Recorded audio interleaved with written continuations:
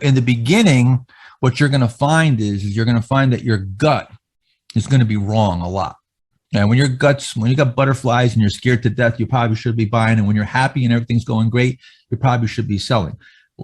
There's a crossover that happens. At some point, you become a professional. You're doing this long enough, using the right principles. You get this down. You get consistency. You're doing the right things. You become a professional at this. And all of a sudden, fading your gut doesn't work. Your gut actually becomes correct. And when you feel good, it's time to buy. And when you feel danger and the hair in the back of your neck stands up, it's time to sell. And again, there's that crossover. That's when you sort of have developed into a competent trader, where you truly now know what you're doing. So to get to that point, you got to make sure that you're always keeping yourself honest. That's what it's all about as far as the numbers, is keeping yourself honest. See, I don't have to keep myself honest anymore. I'm honest with myself with trading. It's standard operating procedure. A drill sergeant, or someone who's been in the Army, in the military for a career, doesn't have to go and look at the rule, the rule book to know standard operating procedure. They got that down. It's been drilled into them to where even after they leave the military and go home, it's hard for them to not do things in a certain way, because they've been so, they conformed for so long. That's sort of how this is. But to get to that point, you've got to do a lot of work, and you've got to do a lot of introspect and really see where you're going wrong and where you're going right. Both. Don't just look for where you're going wrong. Try to catch yourself doing things right too, because that's real important. And that's where that journal comes in. So, but yeah, I haven't journaled for several years. It's been a while since I actually journaled. Dave, I don't know if you could jump in there with any comments you have about trading journal. About what? I stepped out for a second. Trading journal question being asked. I think that's. I think it's important. I mean, you don't have to write every day, but I think the most important thing is to screenshot your charts, save your charts, print them out, write them up, and then go back and study them after you sell them, and also print out a chart when you sell them, so you can do a post analysis on your trades. That's where I learned where I was making all my mistakes. And this entire program is great, and it saves a lot of time in showing you what to do. But you've got now all the information you need, and you just have to start using it, and you have to start learning from your own mistakes. And that's where you're going to learn more than you are in this course, because you're the one who's trading, you're the one who's making the decisions. And so I think it's vital that you at least go back and study what you've done during the past 6 months or the past year, so you can see if there's patterns that have developed where you're making more of your mistakes. So it's if you just take what you've learned here and go and start investing in the market and making money and losing money, but never studying where you're most profitable, then it's going to be a waste. I think you have to now take it and learn from your own trading of what you're doing right and what you're doing wrong. Yeah. And that trading journal, when you bring that into, like I talked about in post-analysis, when you do that post-analysis and you have that trading journal and you can look back and see, what you were feeling at that time and thinking and so forth, it definitely helps. It helps. And it really helps if you do all that work and then you come back to those trades later, after you've been out of them for a while. And even your journal notes, you'll read them and it'll be like you're a coach to someone else's trading. And that's where you get really objective. Yeah, and sometimes you can go back and look at a stock that you bought and you go, what in the world was I thinking? And that's what's so good about when you're buying a stock, to write down the reasons of what you were thinking and why you bought those positions. Because if you don't, sometimes you're going to go back and go, did I really buy that there? I must have been crazy. But Yeah. yeah, just to add a little bit of color from kind of my own, some of the guys, especially on the service, know like I don't care for financials at all. Well, it's because I've looked at my record in trading financials is just terrible versus technology. Well, when Mark says your biggest winners come from, say, a group like technology, and that bears out in the weight of evidence of my actual trading over years, hundreds and hundreds of trades. Now, when I see a financial setting up, even if it sets up, I usually just pass because I go, my cash is better spent waiting for a group that I've historically done better in. And the irony was, like I was saying before, when I looked at my best trades, most of them, if they were above average winners, had either earnings or sales. And the only exception to that was the biotech group.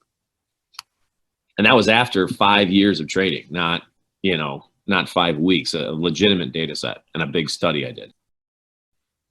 Here's a perfect, just real quick too, Dow's up 238 points, and again, we've got some of these names here coming in here. RVLV is now down 6%. Airbnb down almost 9%. Got some stocks just, we saw a few of these practically imploding. You're all over the place here. And again, just get off that Dow. If you look at that Dow, that might make you think you should be buying something, but now I don't care what that's doing. It means nothing. I'm looking at these stocks. I'm looking at open positions, my buy alert list, whatever I'm holding. How's that acting? That's your best guidance. And then do post analysis and take a look at if you followed your plan, if you make good decisions, reevaluate, come up with a new plan, come back in, do the same thing, rinse, repeat, same thing over and over. Just get great at analyzing these individual stocks, and then also make a decision and as to what you're going to sacrifice. So here's a perfect example. Like if you want to play Airbnb for a big move, well, then you're going to have to go through pullbacks. You're going to have to give back the short term. Even this first move right here, you went through this pullback, right? So I don't know how big that was. Let's see. That was about an 11, 12% pullback. So you had to give back that. Now, we don't know. This came back up, but that might have just came straight back down and ended up stopping out at break even. You don't know that at the time, right? In order to get that bigger move, you're going to have to go for that pullback. Now, on the flip side, stock breaks out and I sell it right into this move, right? So I sell it, breaks out here, goes up 20%. Great, 20% in 4 days, 5 days. That's a great rip, right? Okay, but then the stock keeps going and doubles over the next 3 months. Now you're kicking yourself. Well, you have to sacrifice. You got to make a decision. If you want to try to do both, well, then you can sell part of it, and that's one way where you short-term trade part of it and trade around your position and hold a longer term on the other part. That's a little bit more advanced, but that's the way around it. But the bottom line is that you've got to sacrifice. You've got to define yourself. You got to define your operation. You start a business. There's a certain way you operate. You don't all of a sudden change the whole business plan every day based on, because a few customers come through the door and ask for, a different product or something. I mean, maybe over the long term, with a lot of information, then you make a big change and you commit to that. But you're again, this is the same as any other business. You got to treat this as a business and set up shop and have your rules and your guidelines and be consistent, and it'll pay you like a business. What time is it here? 12:21. Okay, so we'll get to Arusha in a little bit. We'll do some Market Smith training. Mark on NUE. And Arusha, whenever you're ready, just let us know. Okay, yeah, just let me know. I'm free now. Okay. Mark, NUE, that your new core, were you having any concern with the overhead supply from late August, September? No. I mean, this is a spot where, like I said, this is where it should pull. I would have concern if it didn't either take right off here or build a pivot and hold up and build this base out If it fails and it starts coming off here and I get a pivot failure or worse, a base failure, then I would have concern. It's how it acts going into this overhead supply. This supply is a little bit ways away. Okay, let's draw the line. So is this significant supply? No. And why? Because first of all, let's measure the depth. This decline is only about 25, 26%. So this isn't a huge decline. It's not like it's down 60% and you have tons of trapped buyers that are down gigantic, and you're going to have all that supply as far as the depth is concerned. So that's normal. So this rally back, and as it goes through these pullbacks, is washing out some of the supply. The other thing is around the highs, what is actually supply that you can immediately see at that price level. You go back over here, it's only traded above that level for a couple weeks, and it's several months back. So you have to look at the depth and the distance. Right? Depth and distance. So if it's super deep, well, then the distance needs to be further away. The deeper the correction, the further you want to see the left side and all the supply. So if you have immediate, that's why V-shaped is bad. The reason why V-shaped is bad is because it doesn't allow the stock time to go through that process of wringing out that water. See, again, this isn't just magic, right? This isn't just where V-shape doesn't work because everybody looks and they say, oh, V-shape is no good, so it's the cause. No, it's the effect, right? All this is the effect. So V-shape means that it comes down and it comes up very quickly and doesn't give time to weed out that supply.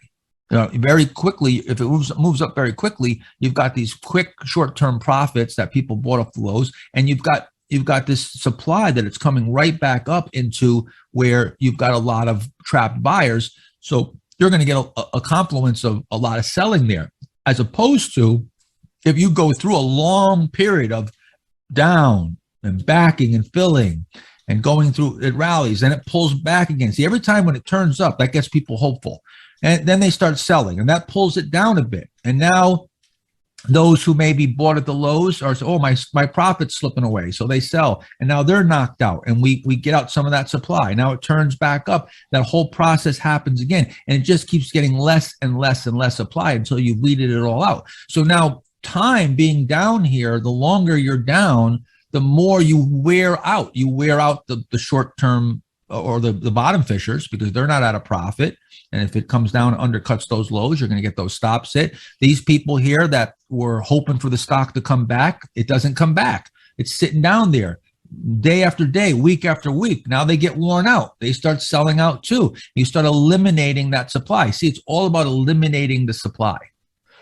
This is the most important concept that you could possibly understand is the law of supply and demand and the concept of supply diminishing, the supply not coming to market anymore. And that's what we're trying to determine. We're trying to determine the point at which supply has come way down and there's very little supply, but you've got institutional demand for the stock. So now with big demand, little supply, explosive price action. That's why these stocks can explode out of these buy points because it's just a simple supply demand equation where it intersects at a very favorable demand versus supply. And on a similar, and by the way, Mark, something I learned this year from my 12th Master Trader program is you sharing how long it took you to learn supply not coming to market from Bill O'Neill. I thought I was the only one. No, you're not the only dunce in starting off. We're all dunces. We all start off as a dunce. Just remember that. Okay. Nobody starts off doing this right out of the box. And if they do, they usually give it back. David Ryan, you won the U.S. Investing Championship several years in a row and then cut your account in half, right? No, I started in 82. You start off that way.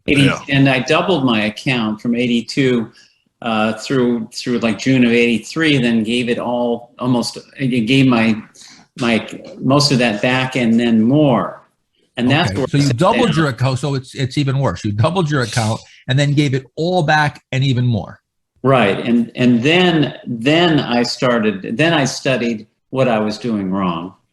And that's when I turned around my performance starting in late 1984, and then entered the U.S. Investing Championships, I think, for the next 5 years. And won We the first all 3 in a row. start off as a dunce. All right. And David, what I think the point I was trying to make was that you had that initial success, but you didn't have the rules yet. Sometimes we get that success because we're in the right place at the right time.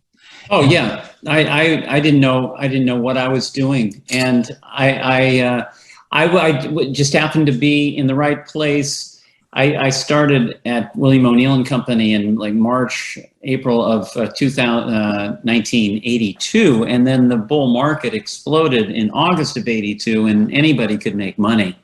But then I kept on buying stocks that were too extended, and then that's how I got chopped up, and you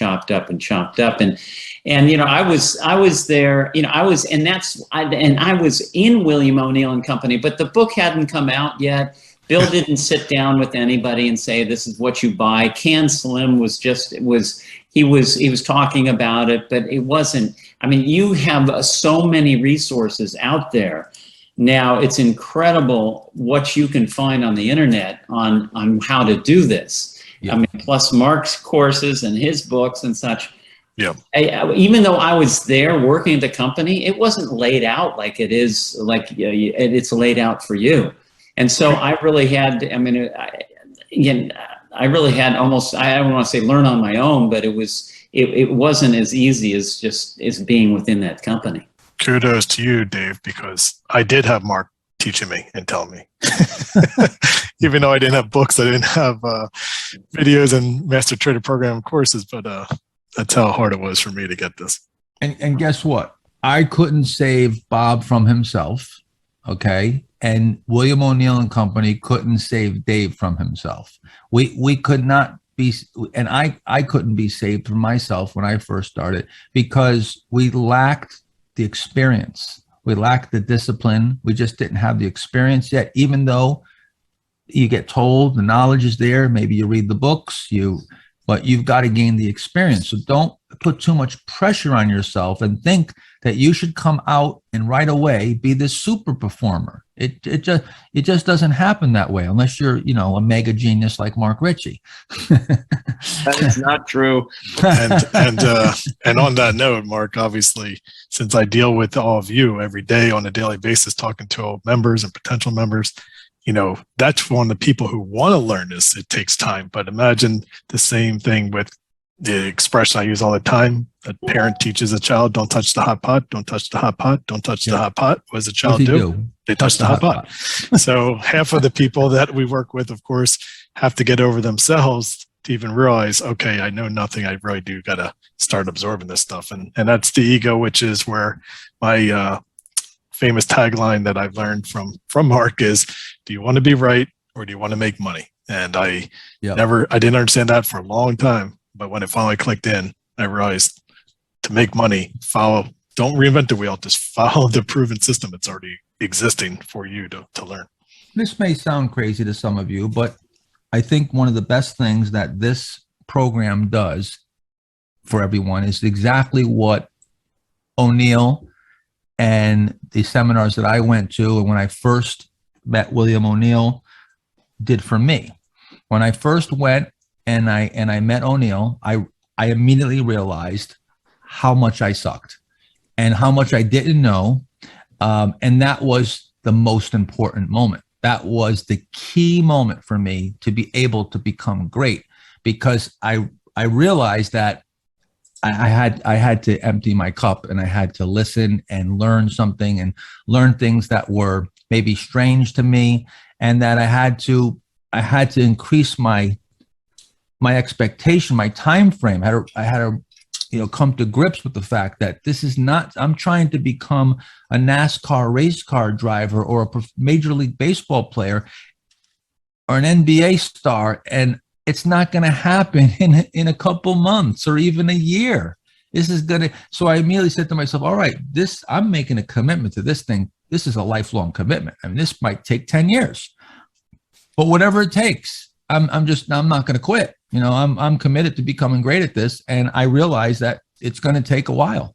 Maybe it's going to take me a couple of years. Maybe it's going to take me a decade, but there's no time clock. I shut the clock off and I said, I'm not going to put that kind of pressure on myself. So, most people, they leave all charged up, just like, I've been to 9 Anthony Robbins seminars, and you leave there charged up. I mean, you're ready to do everything it takes to be successful. And, as the days and weeks go on, that enthusiasm wanes. And now you're back to your normal day life. And before you know it, you're right back to doing all the crap that keeps you from being successful. And all the commitment that you made that day seems to be in the distance. And, so commitment is doing the thing that you said you were going to do long after that exciting feeling that you have is gone. Gold nugget. That's commitment. Commitment. Can you be committed? Can you lose money for 6 years and still be committed to this? That's what I had to do. I was negative. 6 years later, I hadn't made a penny, and my resolve was stronger than ever. For those of you who haven't read my mindset book, you can read why and how I use what I call the proximity effect and spent resources. I just kept telling myself, man, I got to be right around the corner. I mean, I put all this time into this. I don't care what my results are. I've got more knowledge, and I definitely am, even though it's not showing up in my results, I got to be on the right track. I put so much time into this, and I've learned so much. So I use spent resources as a motivator, as opposed to some people say, I've wasted the last 5 years of my life. Why did I ever do this? Oh my God, this is the worst decision I ever made. See, completely different way of looking at it. This is where mindset comes in, and why a champion is a champion. I can assure you that every champion, baseball, basketball, football, Olympic athlete, I don't care who it is, there's a horror story behind it. There's all kinds of setbacks and failures and things that they had to endure. I mean, Michael Jordan got cut from his high school basketball team. Again, I went years and years and years without making any money. David had this, doubled his money and then gave it all back and was at a loss. And there's, for many people, stories are far worse than that. Some people just I blew up several times early on. I blew up with options. I blew up on broker's advice. But luckily, when I blew up, it was a very small amount of money. At the time, it was all the money in the world to me. I thought it was the end of the world. But it was still an amount of money that was recoverable, that I could get a job, work, rebuild. If I lost all my money today, that wouldn't be recoverable. It's a lifetime of earnings. That's why every day I say, Mark Minervini, you could do serious damage to yourself. And you have tens of millions of dollars worth of buying power. You could put yourself in a pretty bad situation pretty fast. So, all right. So, Arusha, if you can project your screen, Mark, you got to stop sharing, or maybe once Arusha, I think once he shares, he'll not. Once you press share screen on your toolbar there. Okay, so I'll end yours, Mark. You'll bump Mark off. Zoom. Not our Zoom though. This is our Zoom. Yeah, well, maybe you're right. Okay, let me share this. Hey, okay. Mark, are you set up for sharing your screen? Well, I can share it. Like I said, there's nothing interesting on the screen I'm zooming from, and the other system I have doesn't have a camera, so I'm not confident.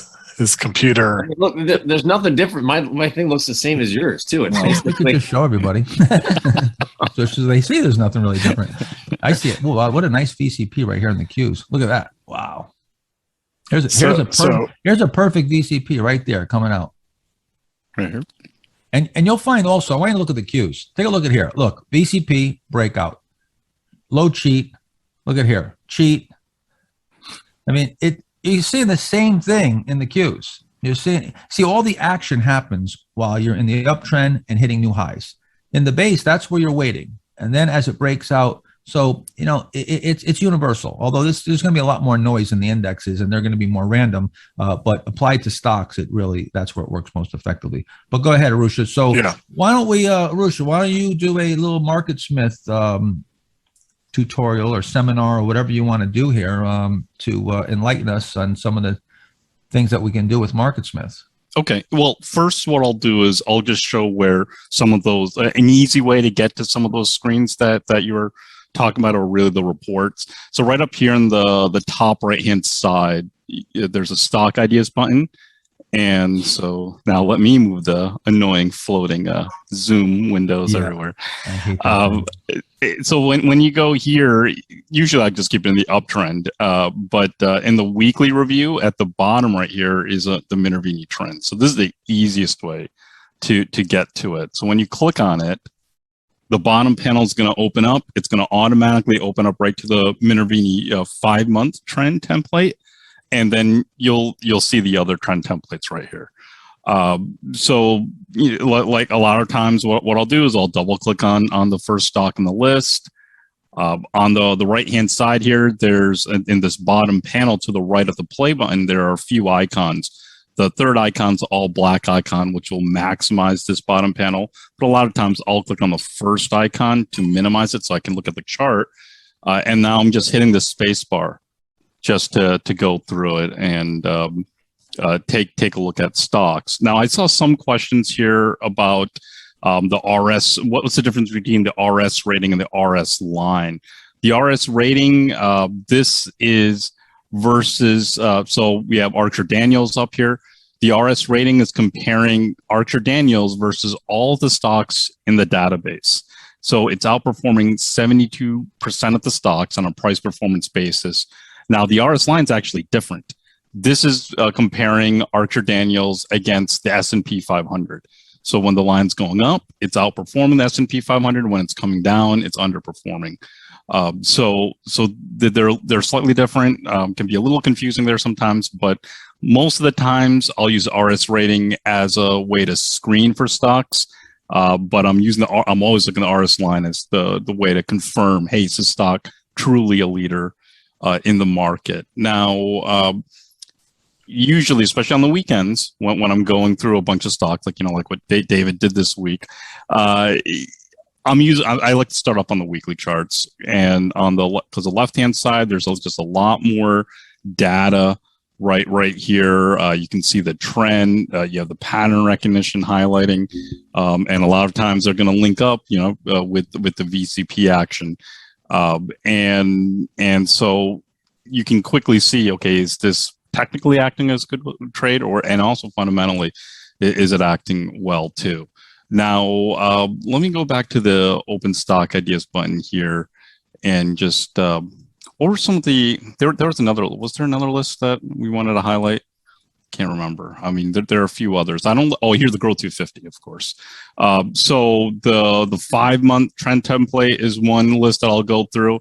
And then the Growth 250 is the other one, where you click on this. So same area, go to in the uptrend tab, the weekly, there's the Growth 250. And so this is 300 stocks. And if I don't have as much time, then I'll just go through the Growth 250 and then do the same thing. Double click on the list, hit the space bar, go through the charts this way, see if anything is setting up. Now, if you don't have any time at all and you just want to, you only have like 10 minutes or whatever to look at some stocks, especially during the day, you can just click on the open stock ideas button, and then the first 3 lists right here, these are looking at the Growth 250, but they're also comparing using pattern recognition to filter them more.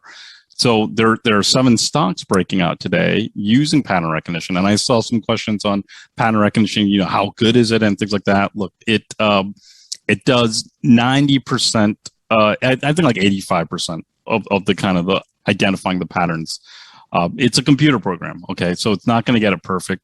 For when you study these charts more and more, when you understand the VCP and really train your eyes to pick out the entry points, you're going to get better at it. Now, sometimes they'll agree with the charts, other times they'll disagree with it. So the way I look at it, it's a learning tool. So off of this computer program, it's going to tell you what stocks are breaking out. So there are 7 here, and we were talking about SolarEdge. And so it picked up this really big cup with handle right here. And so I guess I could kind of see that as a big cup with handle, but it's not the cleanest one.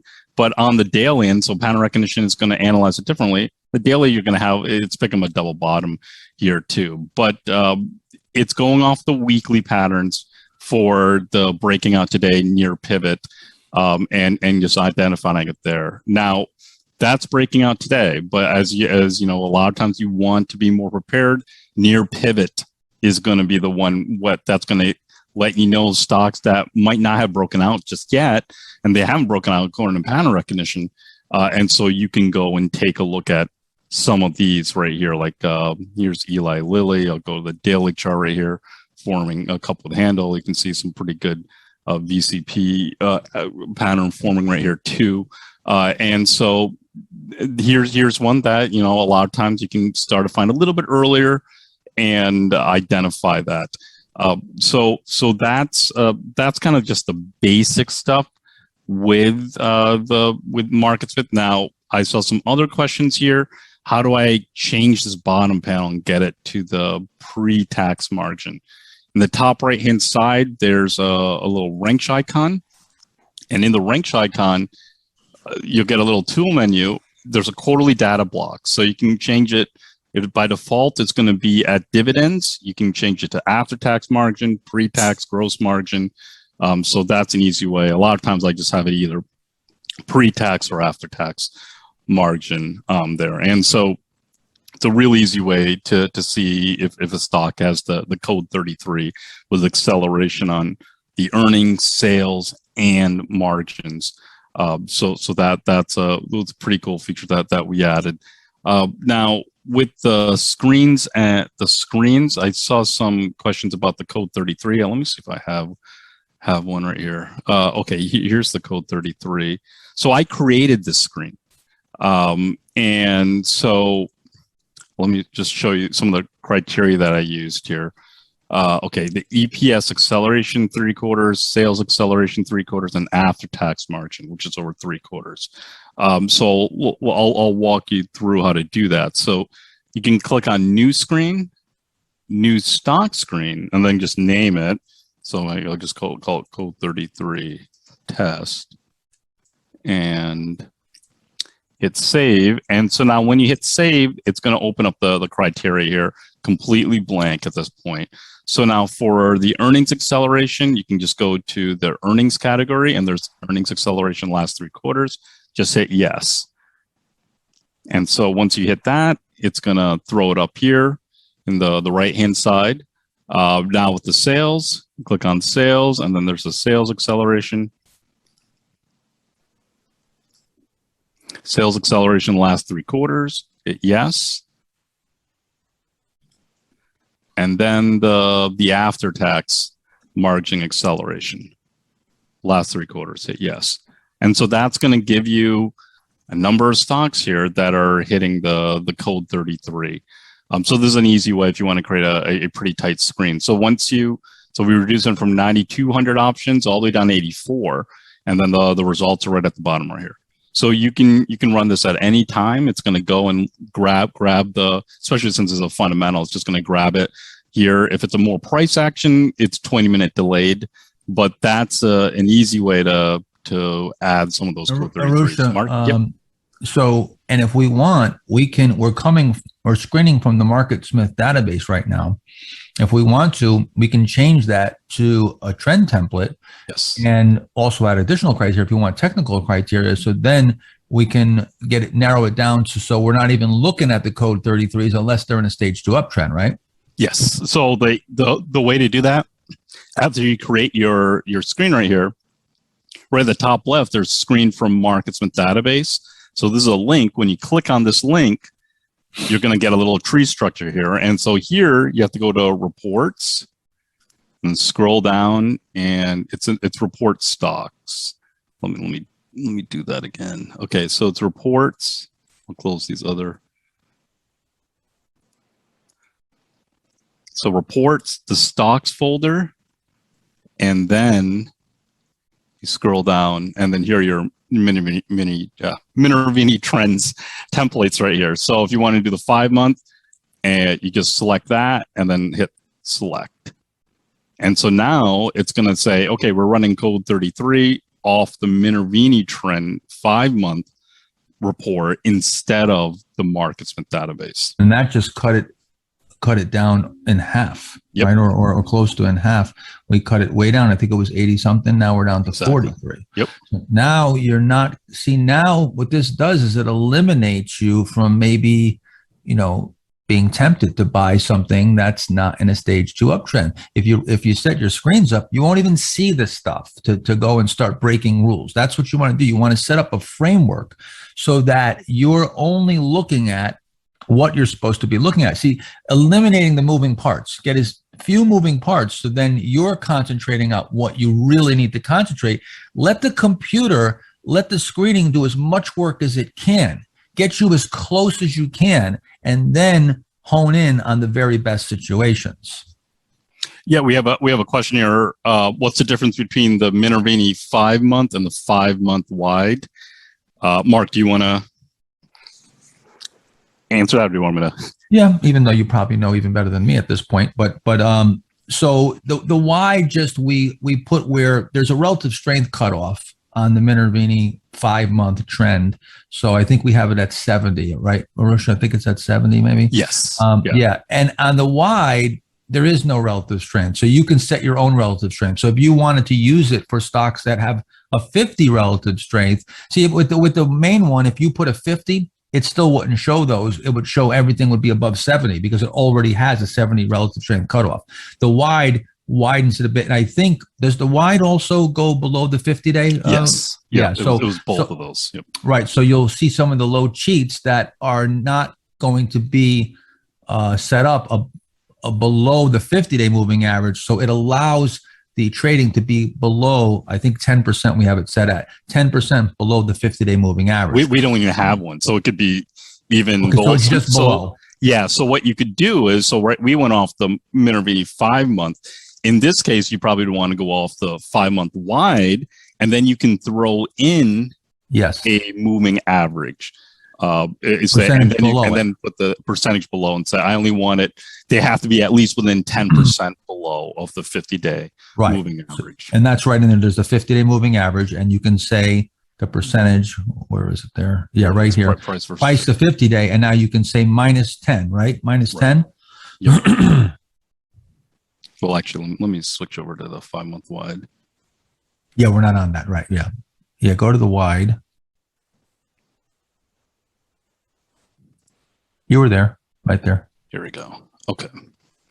So now we have 50 stocks. So it's not that many more, but there are 7 stocks. And so here, so in this case, you'd want to do it, the max is, well, actually, let's try minimum. Sometimes it gets a little confusing. Yeah, I can't remember. I have to look at mine. Let me see. I'll look at, I have one. Hold on, because I'm trying to get out of here. I'll look at mine. Hold on a second, because you're sharing your screen now. I'm clicking on it like I thought I was sharing my screen. It gets confusing here. Let me take a look at mine. I have it set at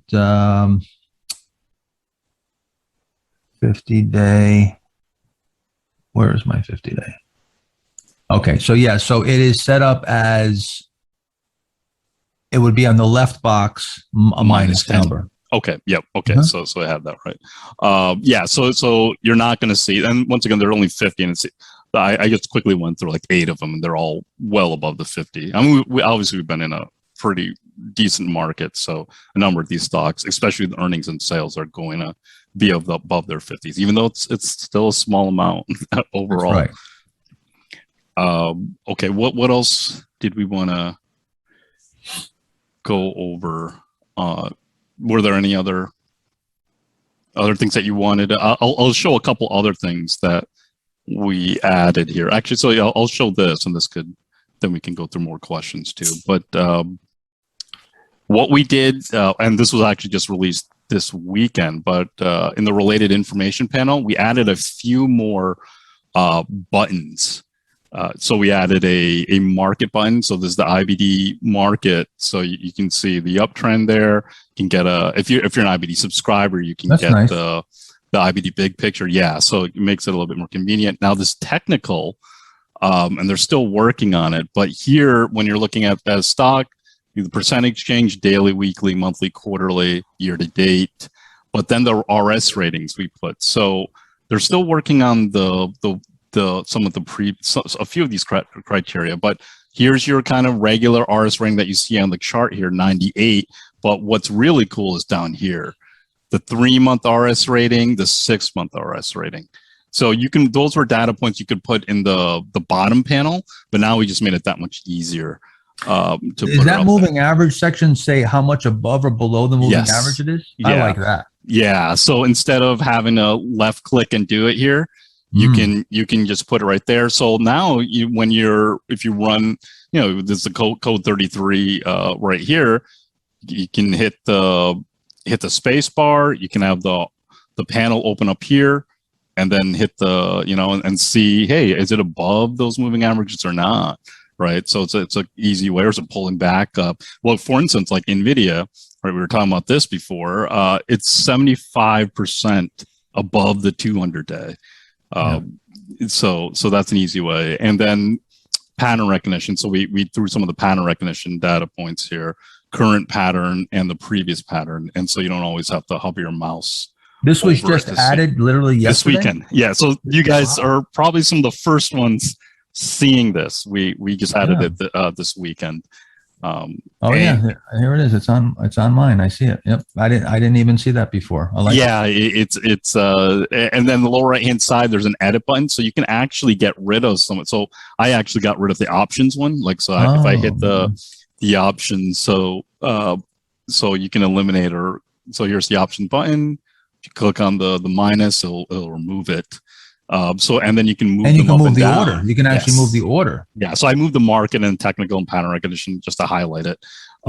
So you can do that and put it at whatever order that you want now. So some cool little features here, and hopefully they'll add more. We came up with a number of other ideas to put in there. So if they get time, they'll add more to that.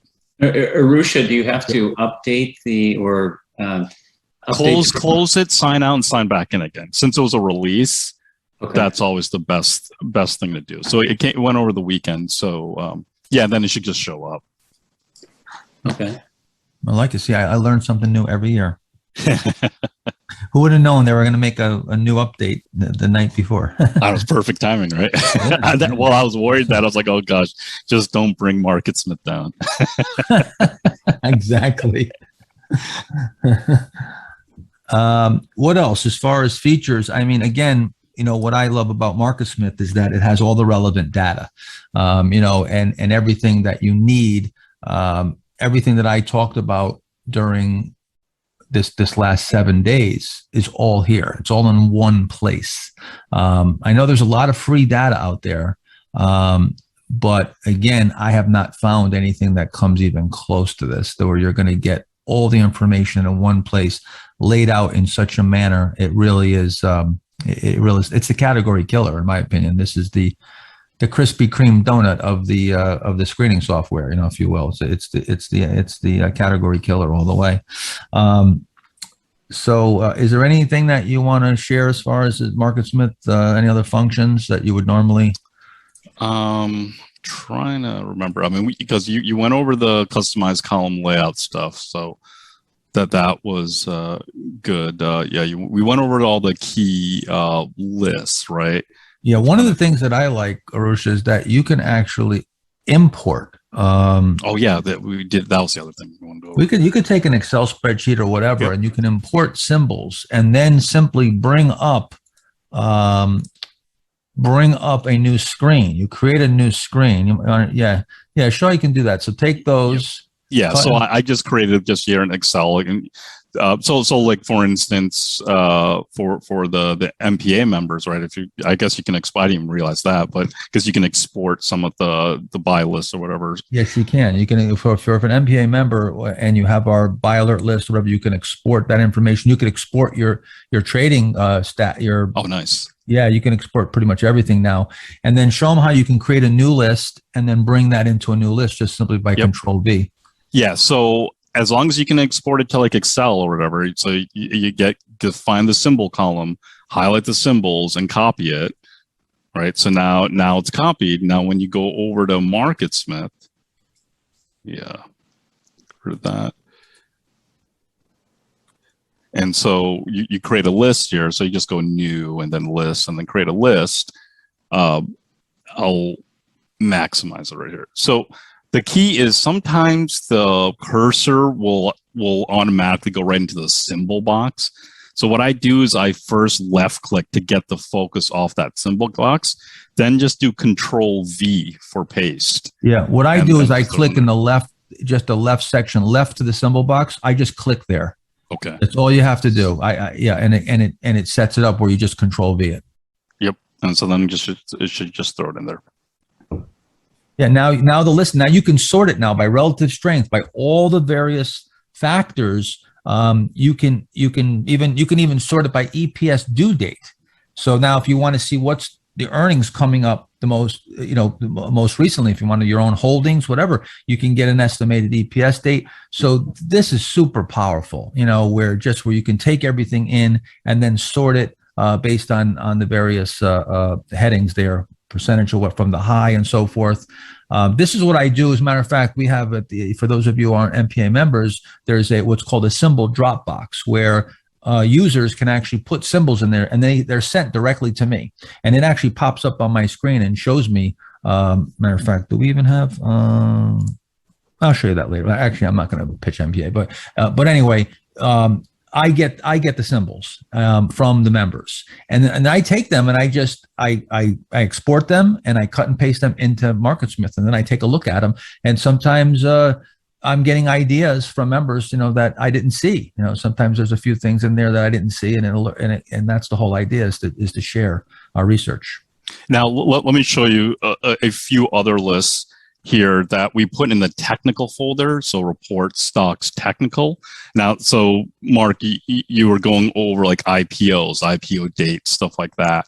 Well, what we did was we created a list called basis forming. And so we said, okay, just use pattern recognition, go through the whole database and find stocks that are at least either forming one of the cup with handles or double bottoms.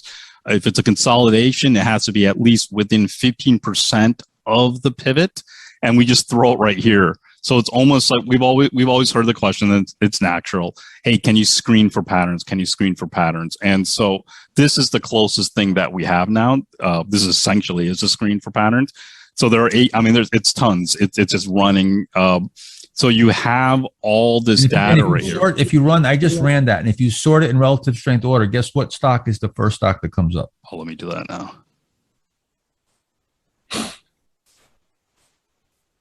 Okay, sorting by RS. Build-A-Bear. There you go. Build-A-Bear. Yeah. So here, what you can do is you can take that same IPO date, right? So here's your IPO date. I'll move it over a little bit. And then you sort by IPO date. But now it has some kind of pattern on too. Interesting. So it's screening for the IPO basis too, right? So now so at least it's been trading for a few weeks and picking up those IPO bases. So like for instance, here's that Nerd Wallet, right? Maybe this is a low cheat coming in, setting up here or something. But so this is another way to do it. Or if you want to find here, show me all the cup with handles or the flat bases, stuff like that. But a lot of times I do it just like Mark was showing earlier I'll sort by IPO dates because I want to see the most recent stocks coming into it. And you can either go through all the IPO bases or you can go and look at some other kind of bases too and say, you look for the primary basis, right? That here's like Sterling Check, which I was actually checking out. It's like because it's forming that primary base, right? So so this is another way to try to find some of those kind of primary bases because you don't always run into those.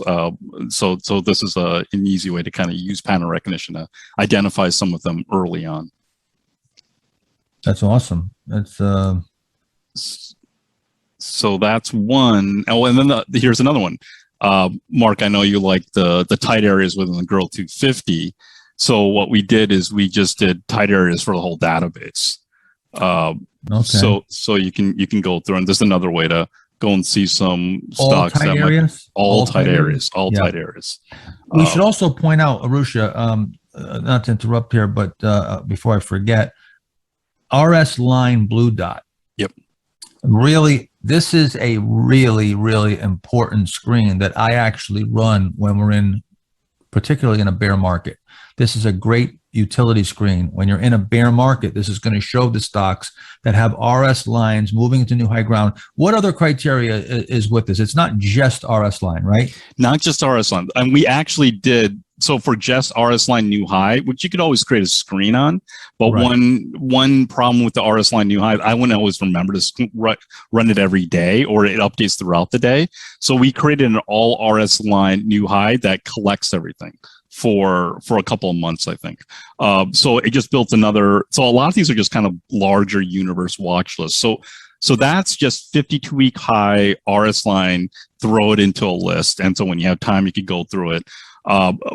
RS line blue dot, though, what's cool about this is we're taking the RS line, hitting a new high, 52-week high, but it has to be building a base too. So either it's building the base or it's breaking out of the base on that day or week. So here's regional management hitting an RS line new high and emerging out of a consolidation pattern. So you see the little blue dot light up. And the way this came about was this 10 plus years ago now. I was just started at Mark Smith, maybe there for a year or so, and I was looking at some markups by Bill O'Neill doing, and during a correction, he was marking up stock, building a base, marketing correction, RS line hitting new high over and over again. And it's like, gosh, there's just so many things to remember, you know, and I know a lot of you guys are probably out there thinking that, right? There's so many moving parts. It definitely does slow down. But what Mike Webster, who was a longtime portfolio manager for Bill, he was sitting next to me working on pattern recognition. I was like, hey, Mike, is there any way we can program this into Mark Smith? He's like, oh, that's a really good idea. And that's how, and they came up with this blue dot. And so that's just an easy way to use the confirmation. In the open stock ideas button, there is an RS line blue dot list. So this is the easiest way to get to, and you can go and see. And we added that maybe a year ago or so.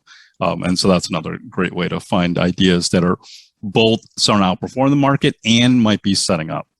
Yeah. Yep. It's a great screen to run in a correction, and you'll find the stocks that are holding up, coming out of bases, and the relative strength lines. Now, again, you know, I screen, I keep a wide screen, and I just look at everything by hand. Like, I'm going to pick a lot of this up. David's going to pick a lot of this up just with our eye. We're going to look at a chart. And a lot of this we're going to see literally in a nanosecond. We're going to see everything in a bird's eye view and know if we're interested or not. But when you're first starting off, these are great. You know, I look at these as two things. One, training wheels if you're starting, and two, time savers if you've been doing this for a while, and utilitarian screens to use under certain conditions. If you want to, you know, sometimes these screens will pop something up that you just missed. You scanned over, and because sometimes you get fatigued when you're screening them by hand and you're going through. You start getting fatigued after you looked at a couple hundred names, and you might glare over a name. But with this, it might only come up with 15, 20 names, and it'll highlight a few names in there that you passed over. So by having all this, you really, nothing's going to get through the net. I mean, when you start running these screens and using this tool properly, you're going to see everything. It's just a matter of whether you place your buy order or not, but you're going to see it all. It's going to come up in front of you. Right. Yeah. That's there's so its many job. ways. Yeah. But in the end, I would say in the beginning, just keep it simple. You know, in the most important thing is, especially for those that are newer, just be consistent, right? Be consistent. You don't have to do, 10 hours a day at it. You'll burn yourself out. You want to be consistent. This is a marathon, not a sprint. Yeah, you only need, an hour or two a day is probably the max that you need. During the week, I only do about 30 minutes of screening to an hour tops. On the weekend, I do hours. I do 2 days of several hours each day. But yeah, it's a lot of repetitiveness, and like Arusha said, don't go crazy and burn yourself out. In the beginning, though, you're so gung ho. Exactly. It's so much fun. You're up all night screening. I used to screen till the sun came up. I literally would flip those pages and go through those books all night until I couldn't even wait for trading on Monday morning. So that's great. That's the passion. That's what you need. I think that's it. I mean, was there anything else you wanted me to go over, Mark?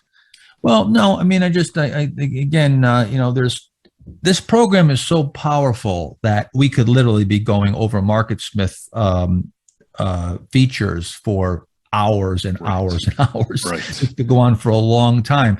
But you'll find what's useful for you. But the main thing, I think, what we went over so far is really, the relative strength line, relative strength number, your earnings, all your earnings and margins and sales data, your earnings block up here up in the left-hand corner where you have your annuals, your growth rate, all those things that I talked about, all those elements that I talked about in fundamentals, they're all here.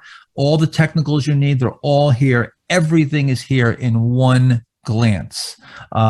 So yeah, that's and then you've got the power of actually screening and narrowing down your list to a manageable list of candidates and bringing it from 10,000 names down to those top couple hundred, 300-400 names that you're going to look through, and then find those very few that are going to make it into your portfolio on any one day.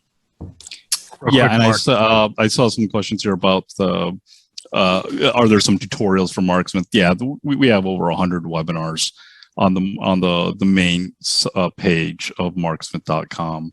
And then there are webinars that Mark and David have done for us too. So those are all there, but there are tutorials, and there's also you can set up a coaching session, especially when you're new. They'll give you a nice little overview of this, kind of like what I did here, but more in depth. Arusha, a quick question. If there's a way to add a column for stage, like stage 2, is there? Good. Yeah, good question. So those are a little bit more exclusive. So it's not going to be in the column, customized column layout, but in the basis forming, we have it. I think we have it. Yeah. So these are IPO bases, so that's not going to have it right here. But let's sort by weekly base. So that there's a stage count right here. So actually Shopify is on a 9th stage base, by the way. Let me scroll down. So these are all, yep. So you're all first stage bases, flat bases.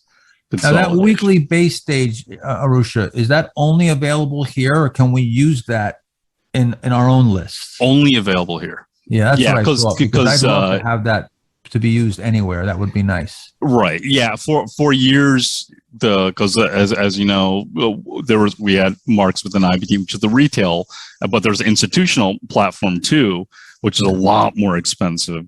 And so they got the bells and whistles, and so we couldn't add like a lot of like the pattern recognition kind of stuff in the customized column layout, because then it essentially would give screening for patterns. But we were able to get this done exclusive for, but so they're just for these kind of pattern recognition related lists. And something else.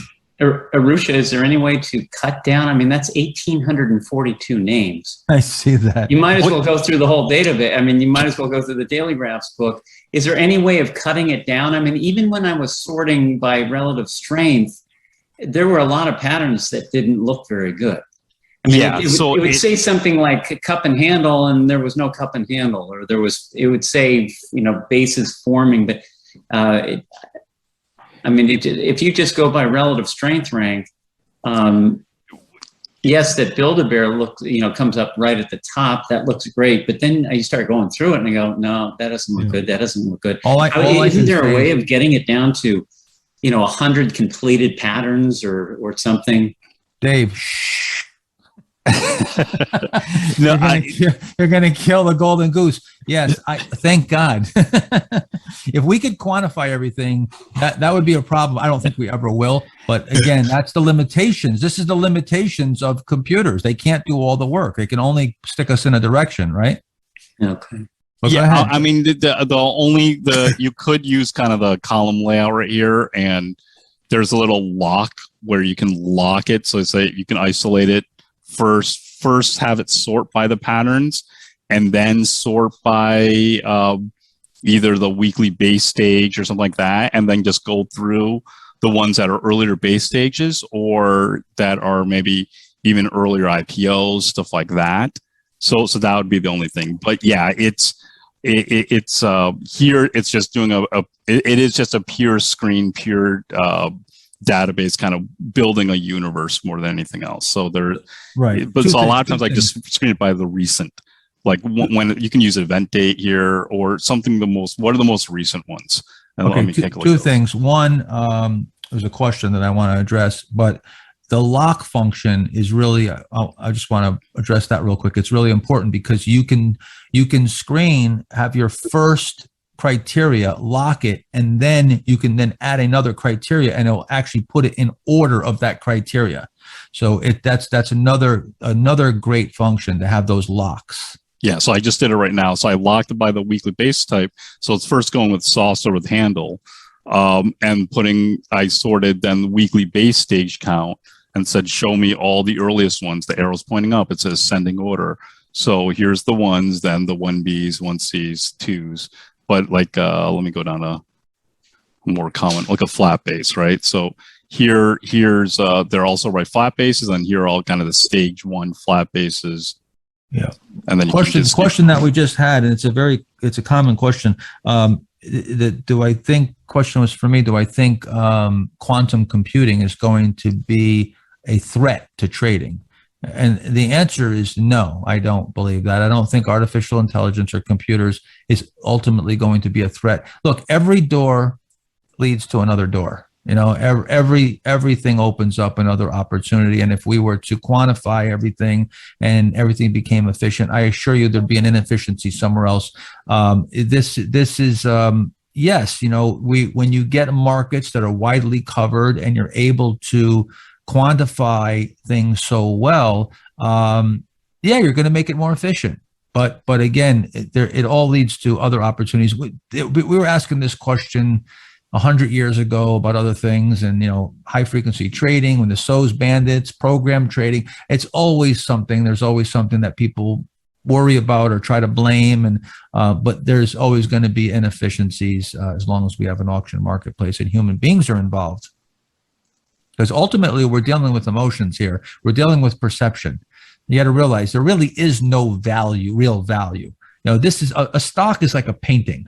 I mean, you can get into all this intrinsic value and breakup value and stuff, but 99% of every stock is trading at a gigantic premium.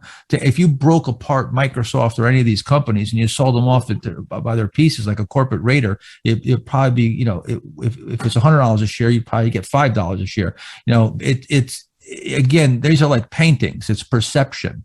You're paying out, you know, for a lot of years of earnings, and when the perception changes, that's where you get the price moves up and down. I think Larry Height said it's turning more and more into a voting machine, which would actually argue against computers figuring everything out.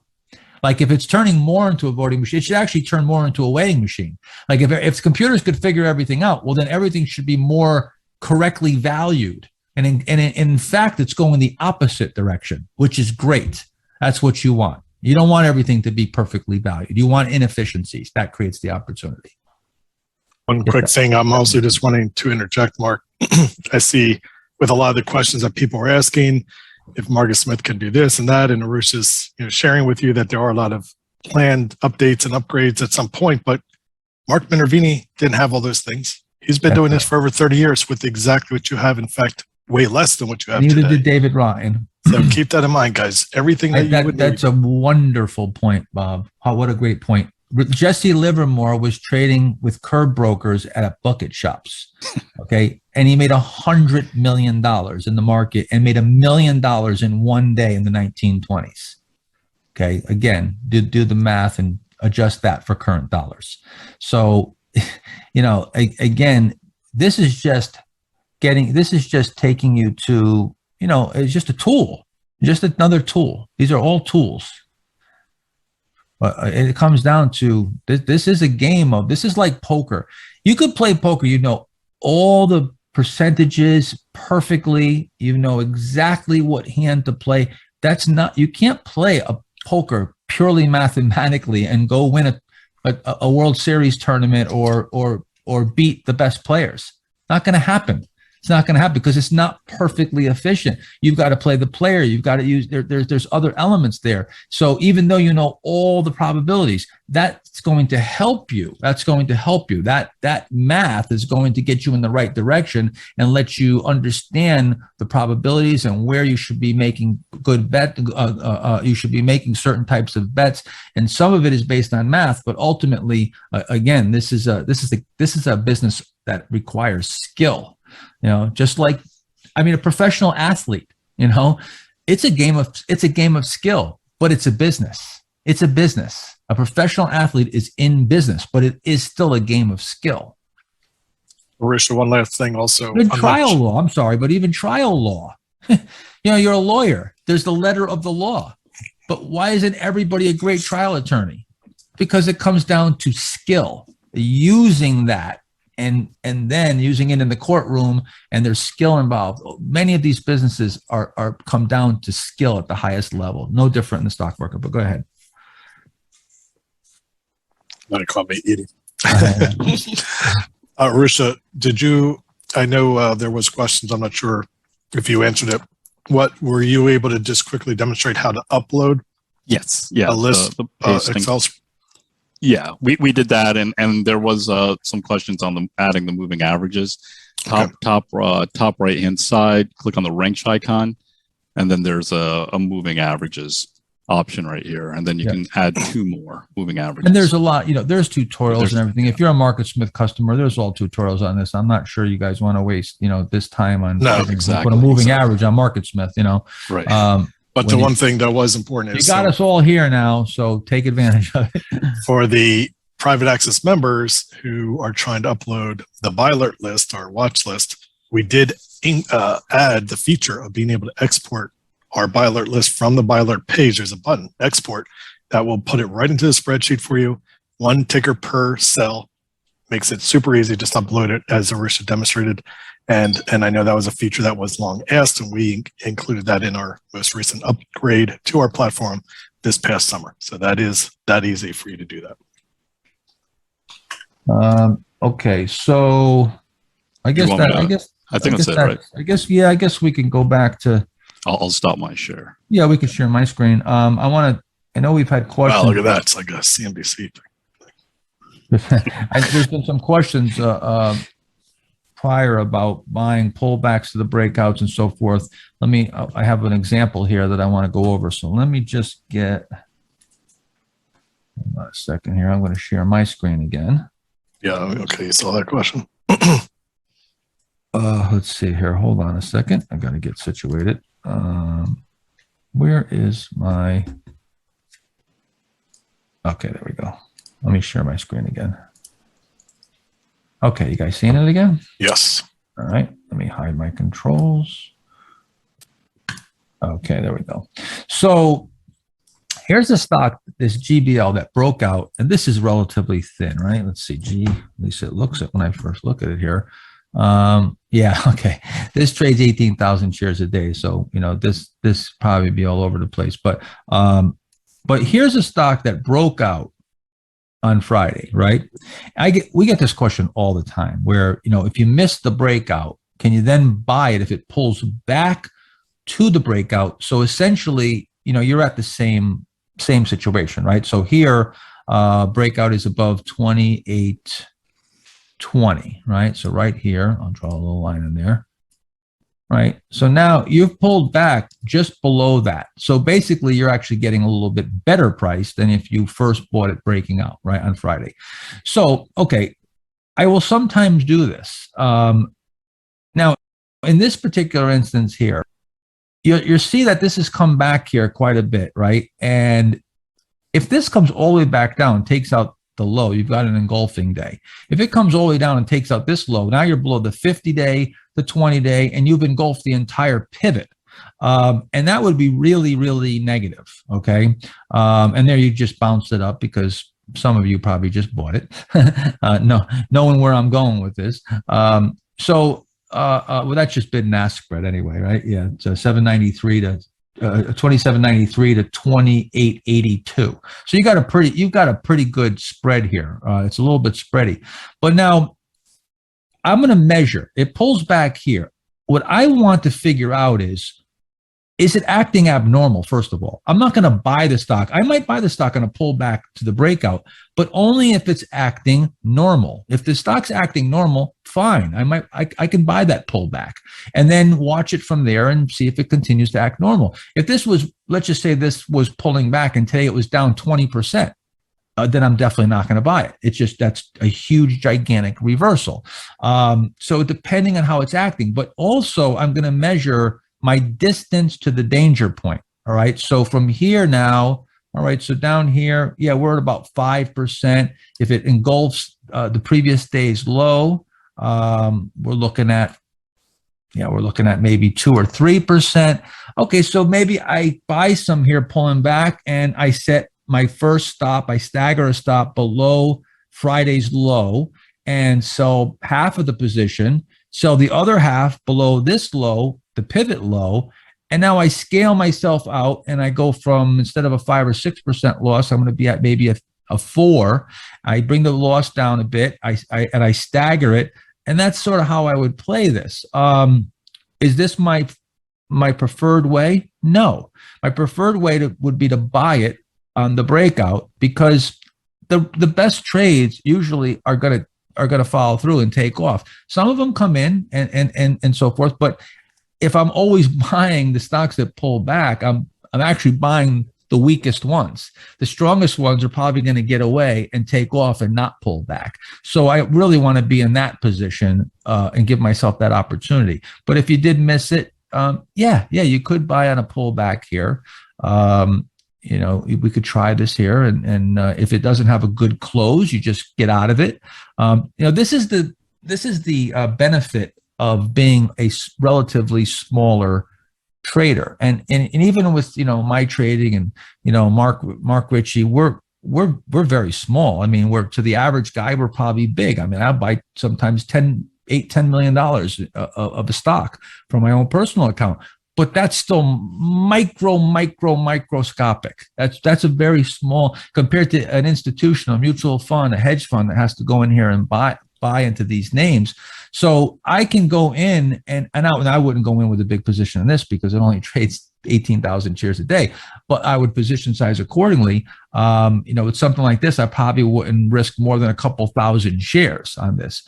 But again, if you're small, you could go in here and try this here and take this little tiny risk. And if it doesn't have a good close, you just get out of it. And you lost a few bucks, but you've positioned yourself again for asymmetric leverage because your upside is unlimited and your downside is capped. So constantly, just thinking in that way.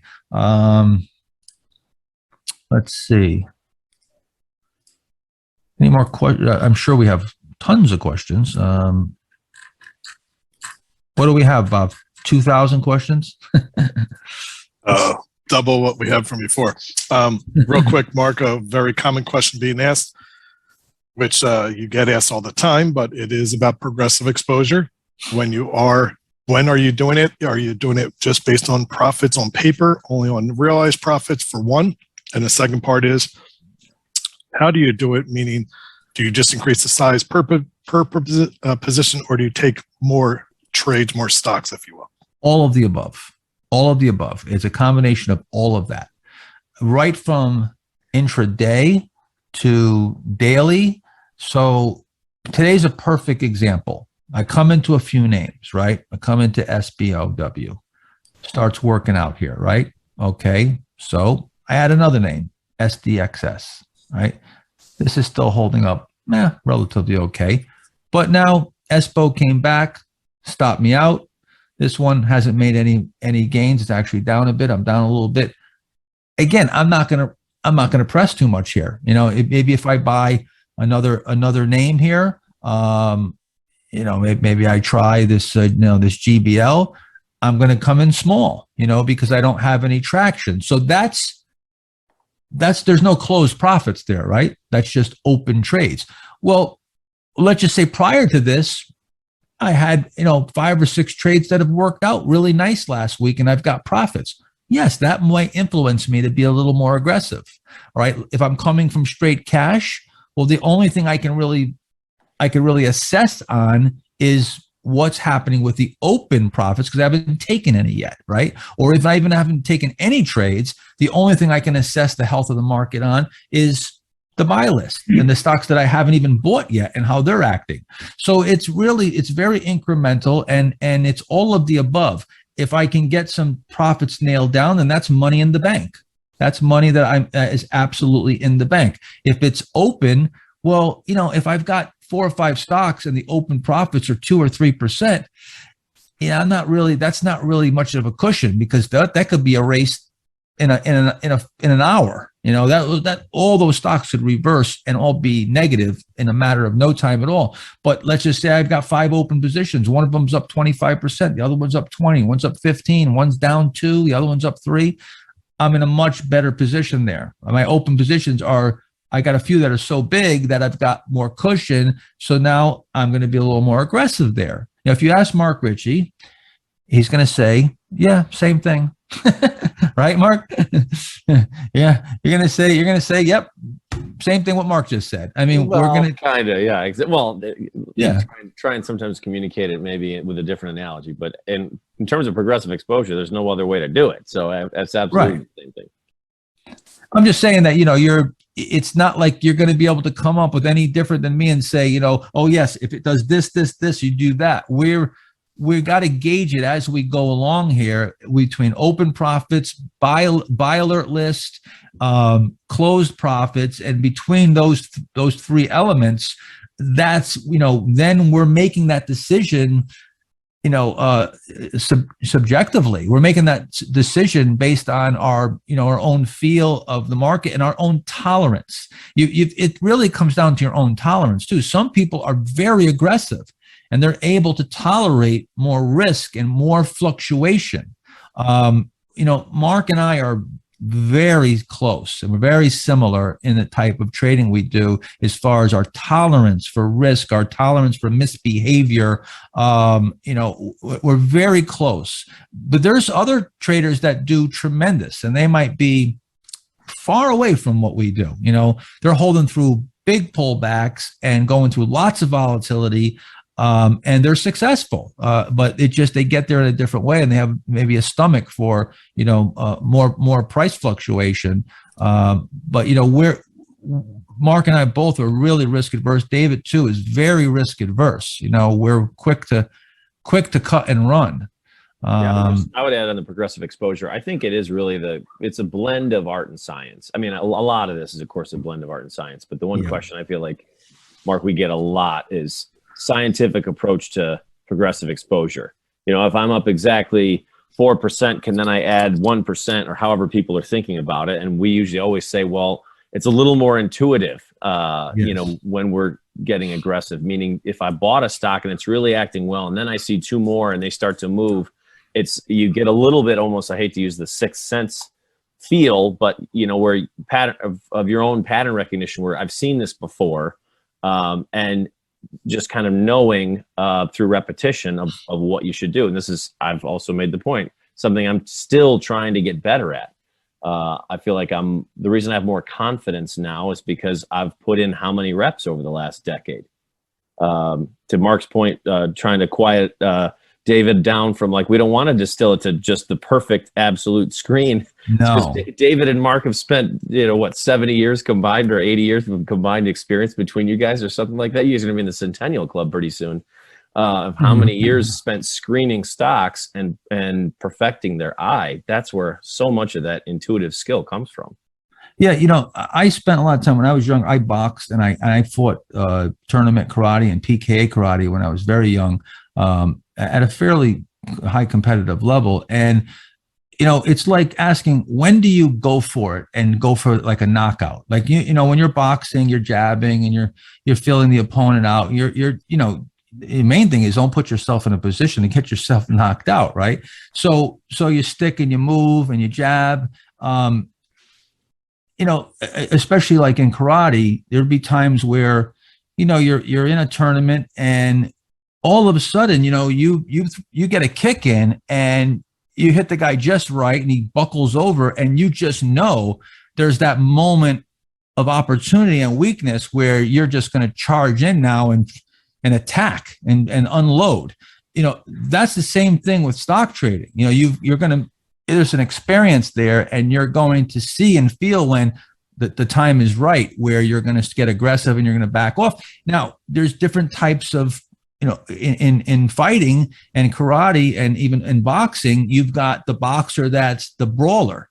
He just goes in there and just slugs and takes a shot and gives a shot and takes a shot and gives a shot. That's the brawler. I wasn't the brawler. I was a boxer. I would stay on the outside and jab and stick and move and try to outmaneuver my opponent, and only get aggressive when I saw that opportunity, that low risk opportunity. Probably this is, one of the things that filtered right into my trading, that risk first approach. But you get it's just like with trading and fighting. Some guys just risk it all. They just run in there and go for it and take the risk of getting their block knocked off. And sometimes that leads to getting knocked out. And then you got someone like Floyd Mayweather, who's, 50 fights, never lost, never been knocked out. This is a true strategist that is, Floyd Mayweather is the ultimate risk manager in professional fighting. I don't think there's anybody better. This guy is unbelievable on how he just never seems to get himself into any great trouble and never gets himself knocked out after, so many fights. So I try to, that's how I trade. That's my trading style. But your trading style might be, more of a brawler, and you're able to handle that. And that's what works best for you. Either way, it has to be all within the confines of diligent and prudent and acceptable risk versus your reward. The math has to make sense. How you get there, maybe more aggressive at times, less aggressive, more diversified, less diversified. That's stylistic and how you're going to skin the cat. I do know, Mark, with a lot of people, this is where your individual risk tolerance comes into play as well. Meaning, when Mark showed you in the workbook during risk management, he took a trade at that 6.25%. If he made a profit on it, he's willing to parlay double up to 12.5 right away. He's right. Putting at risk that entire profit he made on the first trade, knowing if he's right again, now he's going to get up to 25% in full size very quickly and be on the early part of what could be a very easy dollar environment that we're entering. On the flip side, some of you guys don't want to give back all that profit you just made. You just don't want to do one step forward, one step back, and you're a little more risk averse.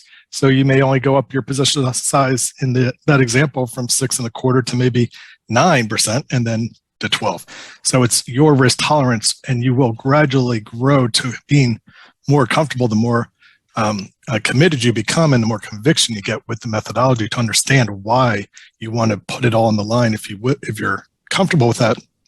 Because when you do, hit that, get that pitch right over the plate and you can get some big hits out of it, that's how Mark gets so big so quickly.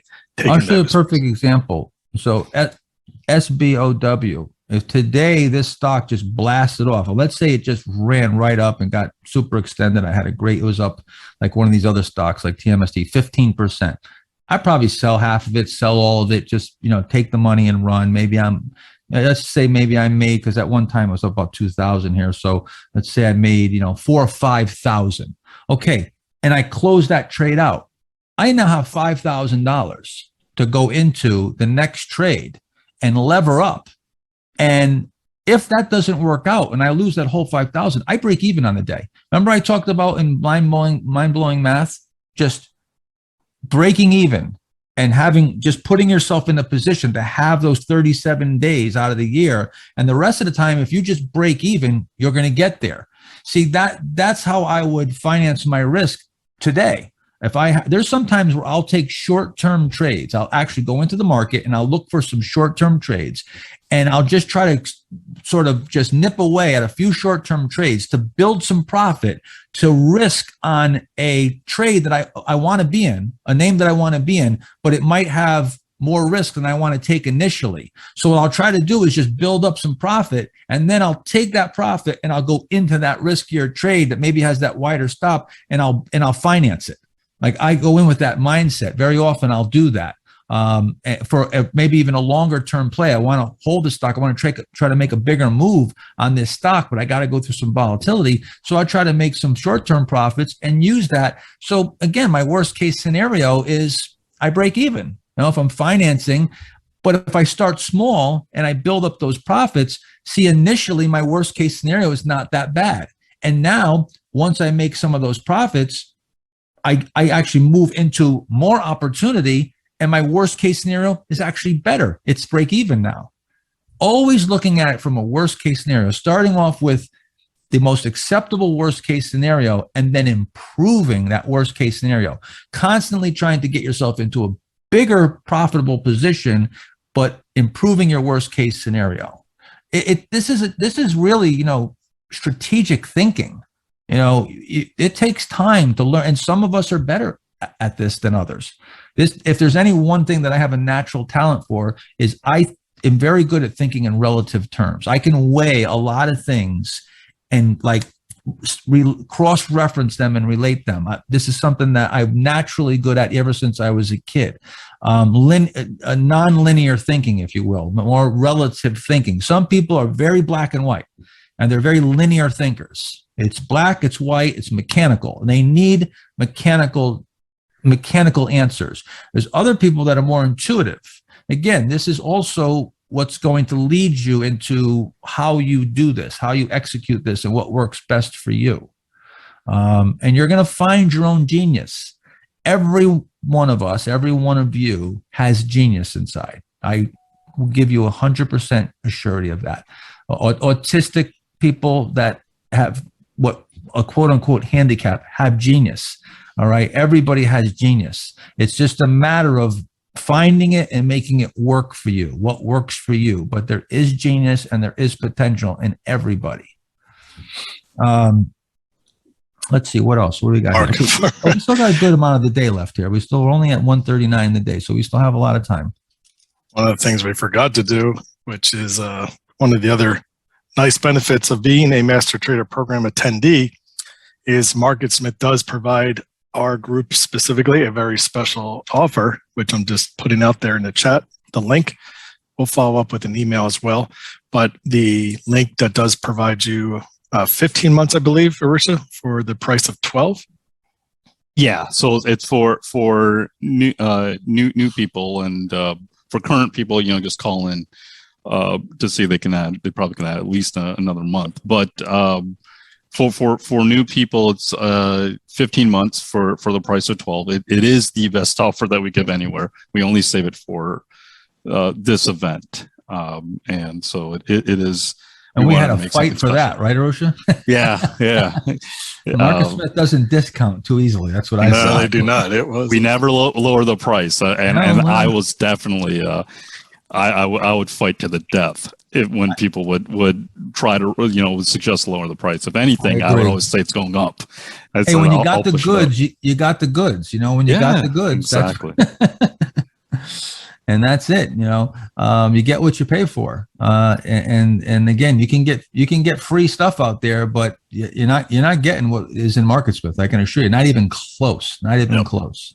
Mark, I was a subscriber of Daily Graphs Online, which is the predecessor to MarketSmith, for 8-9 years. I never got one free day, but it's like this is so worth it.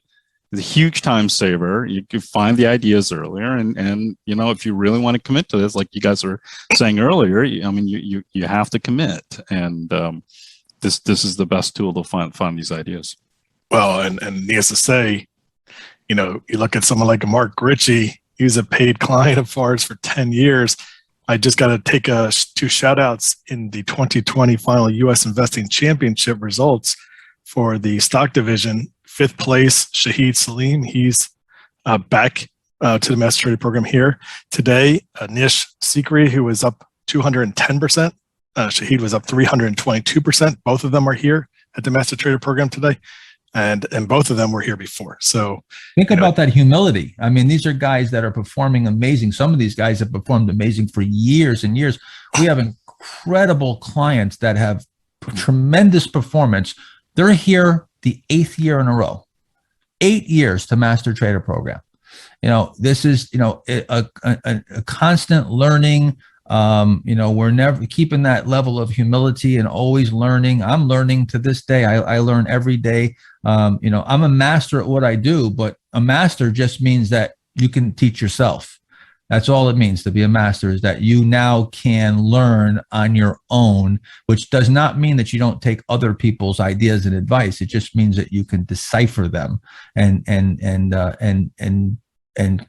conform them to what you do. So good point, Bob. And congratulations also to everyone. We have right now in the top 25 in the U.S. Investing Championship, 12 of the top 25 are our clients, and many in the below the top 25 too. And we've had winners over the last couple of years for our clients, and always in the top couple spots are always our clients. So I think let's see some questions. If Marcus Smith might be down. Yeah, my charts are not refreshing either. Is that right? Yeah. Is it on a Mac for you? I'm on PC. You're on PC? Okay, let me let them know, because I was on a Mac, and I just started having problems. I'm on a PC. Okay. Yeah. And I tell you, Yeah, Marcus Smith, it's pretty robust. Very rarely does Marcus Smith ever go down. That's important. The offer, guys, just so you know, I believe Arusha would be good right through November or even December. 30 days. Yeah. So yeah, I went. Yeah, last time we were a little bit more relaxed, but now, yeah, we're giving enough time. I mean, usually it's like, this is obviously the best deal out there. Yeah. Usually just give a few days to Right. And you is moving up here pretty nicely. It's still coming on here, so that's a nice follow through from Friday's up move here. But we're breaking out today, of course. SF is asking, Mark, what is your role on your total portfolio risk? If you were fully invested or even more, what would your worst case scenario be, allowing for a drawdown in a single day? Okay, so again, I'm going to progressively expose into that, but at any one time, what I will go up to whatever the stops are, whatever the average of the stop is. So let's just say I'm fully invested with 8 positions, right? And my average stop, I've got one stop at 8, one stop at 2, one stop at 6. The average of those stops is going to be my total risk, right? That's the total amount, whatever the average is of all those stops. So if I average a 5% stop and I have $1 million in the market, well, then my maximum risk is going to be 5%, is going to be $50,000, right? So what's the chances of that every stock stops me out at one time? Very slim, very slim. But could I get rolled out of them? Could I get stopped out of some, add some back, get stopped out of some, add some back, and keep getting stopped and stopped and stopped while my open positions don't really pay for it much? Yes, that can happen. And that's what you have to be careful, is that you don't just keep adding stock after stock after stock, that you're getting stopped and you add another one. This is where people that use stops get beat up, and then they say, this isn't working. No, you're not working it properly. You keep piling in there when it's not working. You should be getting smaller and smaller. So the answer to your question is, it's the average of all my stops. But am I ever getting to that at one time? Virtually never. I've been through crashes and flash crashes, and never did I have where I took my maximum drawdown in any one day. So a drawdown for me is going to happen from getting repeatedly stopped. I was thinking about this last night. I made a commitment a long time ago that if I was going to ever blow up, I was going to do it one small loss at a time. That's how I'm going down. If I'm going down, it's going to be, you're going to have to cut me 1,000 times. It's going to be one small loss at a time, and it's going to be on smaller and smaller and smaller losses. What I found is that since I made that commitment, I never went down big. I've never gone down big because I just never put myself in that position. As soon as I start getting stopped, I lower my position sizes. They get progressively smaller. So I really never get a big drawdown, because by the time it sinks its teeth into me, I'm in cash. And that is an indication that the market's bad anyway. If you just keep repeatedly getting stopped out, usually you go into a correction or the market's all over the place and you don't have buy setups. So you move yourself into cash and you're knocked out with maybe a mid single digit loss. And now, you've protected yourself. So that, now there's some people that they make the commitment, they go in and they're just going to hold stocks down. So basically they've made the commitment that they're going to go down, with a big loss. They're going to hold with, quote unquote diamond hands, and the stock's got to blow up for them to go to blow up. I find that commitment almost always leads to a blow up. My commitment always leads to protecting myself and not blowing up. And the people who commit to holding through thick and thin, at some point, that the worst case scenario happens. I'm always protecting myself from the worst case scenario. I'm always improving my worst case scenario. You have to know, with stock trading and anything in speculation, you have to know, where is your edge? What is my edge here? That's why we talked about, what do you control? You only control certain things. Everything else is completely out of your control. So you've got to make the most use of what you do control and use that to offset what you don't control. I don't control batting average. I don't control how many times I'm right. So how do I get a control over my trading if I have these things that I don't control? I don't rely upon them. I switch my reliance to the things that I do control, and that's what I rely upon for my edge. Again, this is getting kind of deep. Those of you that are seasoned traders, you immediately know exactly what I'm talking about and how it relates to trading. Some people who, are just starting are going, what the hell is this guy talking about? I hear what he's saying, but how does that relate to my trading? You'll understand after a while. Stay with it long enough, and these words you'll realize that these are golden words that are worth millions of dollars. Let's see, what else have we got going on here? How about more questions? For a lot more than that. Collectively. So RBLX is down 9% now.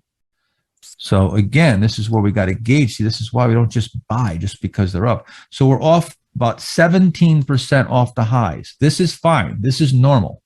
This is normal. A 20% pullback from the highs of a potential power play is perfectly normal. What we're looking for is for this to go sideways now for a number of days and form a base, preferably a VCP. I'd love to see a little VCP, but a low cheat coming out, maybe 15, 20% off the highs, and I'm in. This is all I have to see. I don't need any fundamentals here. When we're in a power play, I don't need any fundamentals. I know something's going on here. At the very least, the voting machine is voting very strongly for RBLX. And the wave, the wave of buyers is in my direction. So at the very least, but something's going on here. All right. Again, this is not Aunt Betty buying here. And this is not a retail buying, moving the stock up 100% like this. This is big buying. So now it's just a matter of if it's going to continue, and we got to try to get on board for continuation from a low risk entry point. Go ahead. Let's go to another question. Yeah, real quick, Francis. Private access does not include Marcus Smith, so that is a separate fee, a separate service. Mark, I think might be worth just addressing Kem or Sem, not sure how to pronounce it, asking if you would be buying the dip of BA. Buying the dip of BA. Oh my Lord. Did you just take the Master Trader program? Not sure. Did you sure you attended? The answer is no. Of course not. So I'm not even sure how you could ask this question if with everything we've gone over. I'm not trying to be sarcastic with you, but in all honesty, do you see the volatility contracting on the right side? Not to mention that, I would only be buying a pullback to a breakout to a pivot point. So if I'm ever going to buy a pullback, it's going to be within the pivot pulling back to the pivot, but you still have to remember I said during the curriculum that everything builds, and anything that we say previous or anything that we say currently doesn't negate anything that we said previous. So everything builds on each other. This is not building on that, on those teachings where we don't have the VCP. This pullback is not pulling back. We want to see the VCP, right? We want to see the VCP, the low cheat, the handle, the breakout. So the only way that the word pullback is going to be used, as far as how I do it, is it's got to be pulling back in the pivot, cheat, low cheat, handle, pull back to the breakout. That's it. Though, and to me, that's enough. I mean, that's 4 floors. That's 4 chances to get on a stock within the base and just slightly out of the base, pulling back to the base. That's 4 opportunities. If you can't get it right there, now that's 4 opportunities, potential opportunities in one base, and a stock might build 5 bases, maybe even more. But let's just say if it even builds 2 or 3 bases within a stage 2 uptrend. So now you've got a potential between 1 and 4 shots at the stock 4 times or 3 times. So there's a lot of opportunities to get on the stock and make yourself a nice profit. This would not be one of them for me here. No, I wouldn't be buying this at all. I'm not even sure if this would meet stage 2 uptrend. Let's see what this looks like here. Oh, so we do have a problem with MarketSmith. Yeah. Do we have to log off and log back on? No. It looks like it's a server issue, and it's just kind of slowly spreading. It seems like so. They're looking into it. Okay. All right. So we'll come back to that. But the VA, I would look at this, and by looking at the chart, I normally can just look at it and know whether it's got a good relative strength line or a good relative strength number. And I would speculate that this has a declining relative strength line that's probably hitting new lows or close to it, and the relative strength is not high enough for me to even be involved in this in the first place. And you can also see it tried to get into a stage 2 uptrend, and right here it really was game time. Right here, you see, and I was looking at Boeing right around here. I was looking at Boeing when it got into the stage 2 uptrend, started putting in those first few bases, and you started building this cheat area, and then you see it couldn't hold, abnormal. Tried to rally back, and now it's living below the 200-day, and it's looking stage 1 at the least, or stage 3. So this is not in your bona fide stage 2 uptrend anymore. This is really looking quite poor. I'd rather buy it at a higher price and get that base building that I need to see in that tightness than to try to guess here. I'm going to just interject here because Kem, you did type BA, so if you were maybe perhaps referring to Bank of America symbol this whole time. No, he typed BA, but if you meant BA as in Bank of America, which is BAC, that's a different story. But that's not what you typed. You typed BA. Oh, that's okay. That was a good tutorial on Boeing. So, but that at least makes me, I feel a little bit more comfort for you. If so, this would make more sense.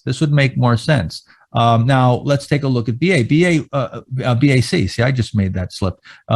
So we've got a nice base here that it came out of. Remember, bank stocks were acting pretty good around this time, where a bunch of them started coming out of bases. So now you've got after you break out of a base, you got that pullback to the 50-day and coming back to the top of this base.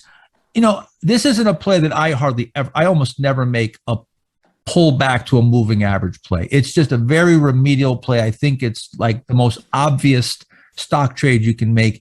If I do make them, I will make them in the beginning of a new bull market. If I miss something that appears like I missed this stock, maybe I was just at the time, I was still so bearish on the market and nothing really was working for me. There was a few rogue stocks that just held up and blasted off and never formed a really solid right side, but they're just so strong. And now I realize, you know what? Those are leaders, man. Those things just never came down with the market. I might buy the first pullback to the 50-day as it turns back up. Again, it depends on where it happens. All right. That technique, I'm not likely to do that in the late stages of a bull market. In the early stages after a bear market, I'm much more likely to try something like that in something that appears to be a key leader. It'd have to be super strong, high relative strength. In this situation, you got a gap up here this morning. Yeah, you could have certainly tried to play this. In hindsight, you could see it's up, but I wouldn't play this. I don't play the pullbacks to the moving averages. That's just not the way that I do it. I tried that. I actually tried using moving average, like pullbacks to moving averages and moving average crossover techniques. I tried all that for years. I tested everything under the sun.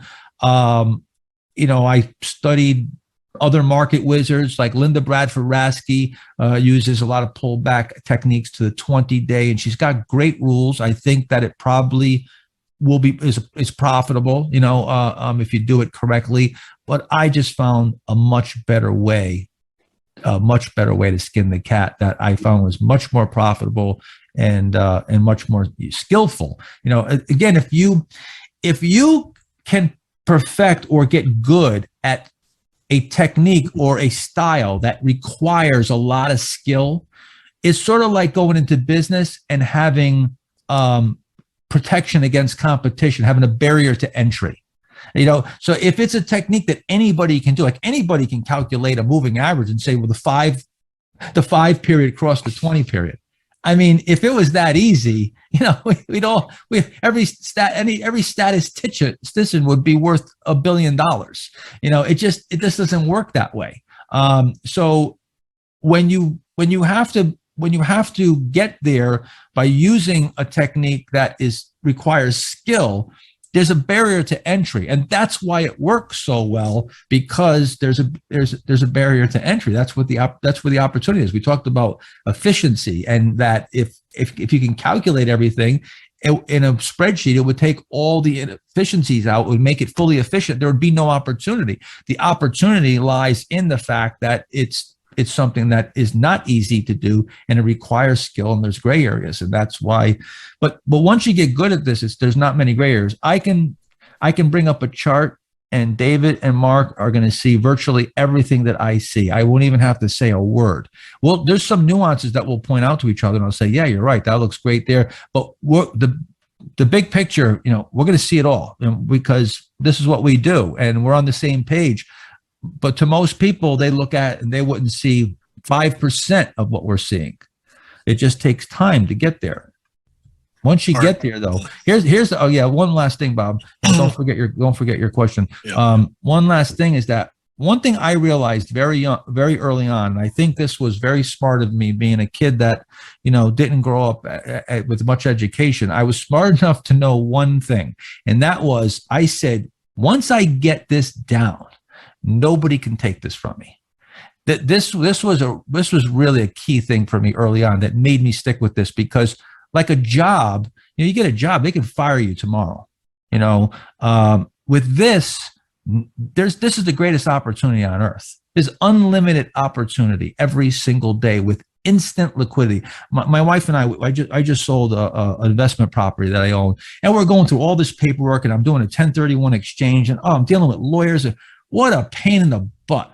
All this stuff going on that I got to deal with, all this paperwork. I might just tell my wife, I said, this is why I love stocks.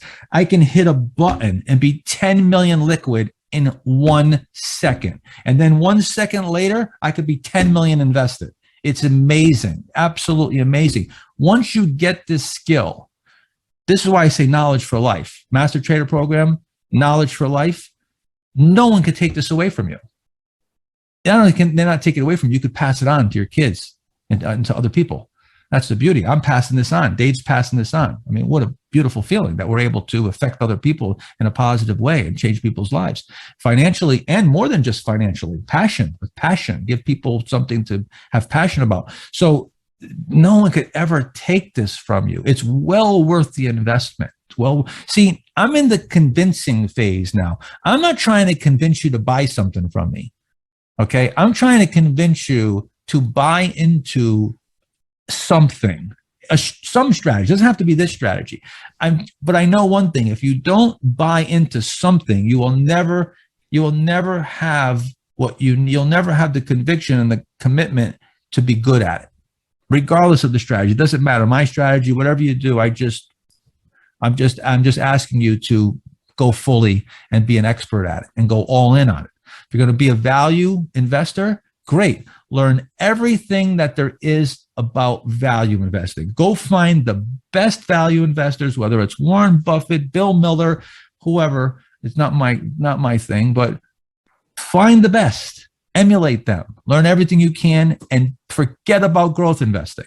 Just be great at value investing. If you're going to be a growth investor, forget about value investing because they're not homogenous. They don't go together. Trust me. The stocks that we buy, the value investor wouldn't go near. Not 99.9% of them that wouldn't touch. They're actually selling them when we're buying them. But we can both be profitable. But you gotta make a commitment to that strategy that way and be an expert at it. Go ahead, Bob. I'm sorry. I think I might have forgot. That's why I said remember, isn't it? No, I know. I got the questions. So question is being asked to the panel. Do you guys ever use hedging or offsetting longs to, when the market volatility is increasing, what do you do in those circumstances? I very seldom do, but I know, Dave, you do at times, and Mark, you've probably done some hedging, but I think, David, you probably do more of it than we do, right, Dave? Yeah, but most of the time I just keep on going to cash. I might sell a few stocks short, maybe some, short some QLDs or spiders or things like that. But most of it is just cash is the best, especially when the market is coming off. So some hedging, but not huge positions. Yeah. Mark, I mean, I hedge occasionally with a market short position, and I don't even really call it. Usually it's a directional bet, and it's sort of a default hedge where I might have some long still, and then I'll go short the market. If I get stopped out of the longs, the market comes off, it offsets it.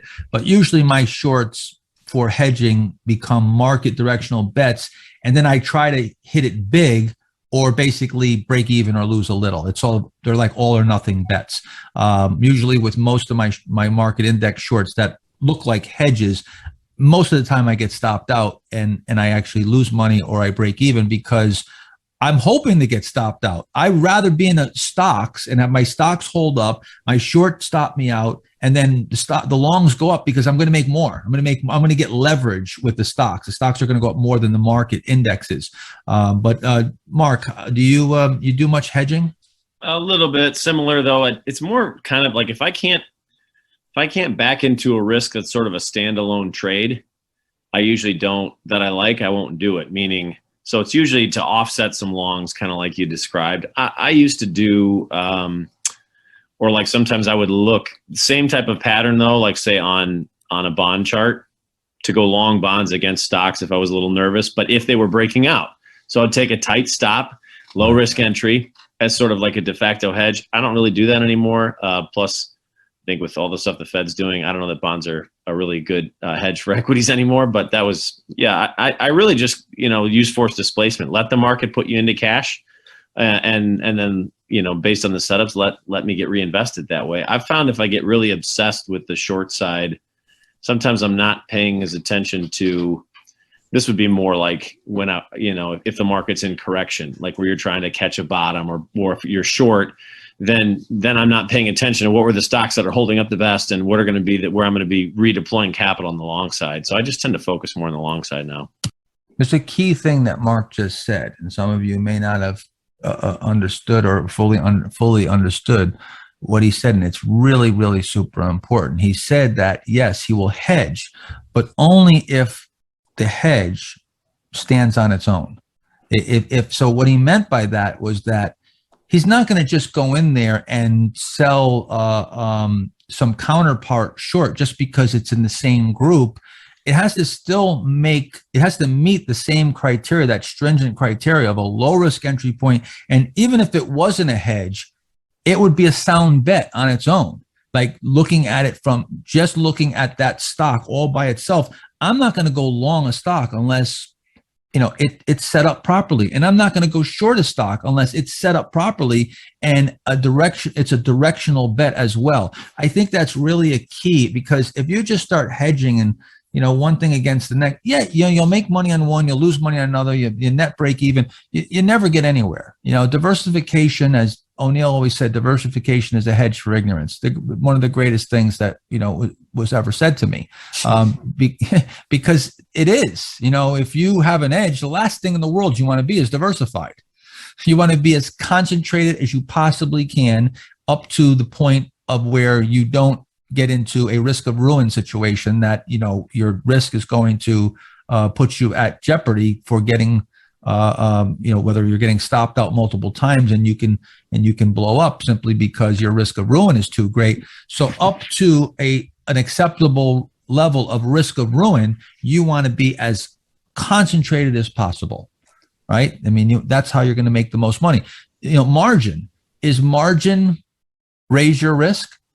Well, yes, but margin also raises your reward. So if you have an edge, then you'd want to be on margin, right? It's only when things turn bad where margin's bad. When things are good, margin's great. So it's all about risk. Once again, it just all comes down to risk and making sure that every decision that you make is a quality decision on its own. I short-term trade around positions, or I'll hold positions that maybe I financed the risk from my short-term trading. Both of those sides, my swing trading, my longer-term trading, and my short-term trading, are all profitable ventures. If I did any one of them and eliminate it, let's just say out of my whole repertoire, I have intraday trading, day trading, swing trading, long-term investing. Each one of those, if you said, Mark Minervini, you cannot swing trade or day trade anymore, and you took that away from me, I would be a profitable long-term investor. If you took long-term investing away from me, I would be a profitable swing trader and day trader. If you took those two away and you took long-term investing and swing trading, I would be profitable at day trading. All three of those operations are profitable. They're not like I'm going into one just to offset the other and it's some extracurricular activity. They're all profitable. Otherwise, you shouldn't be making the bet. That's the moral of what Mark, one stock I wanted to point out that I took a small position in is Nutrien, NTR. And is that today?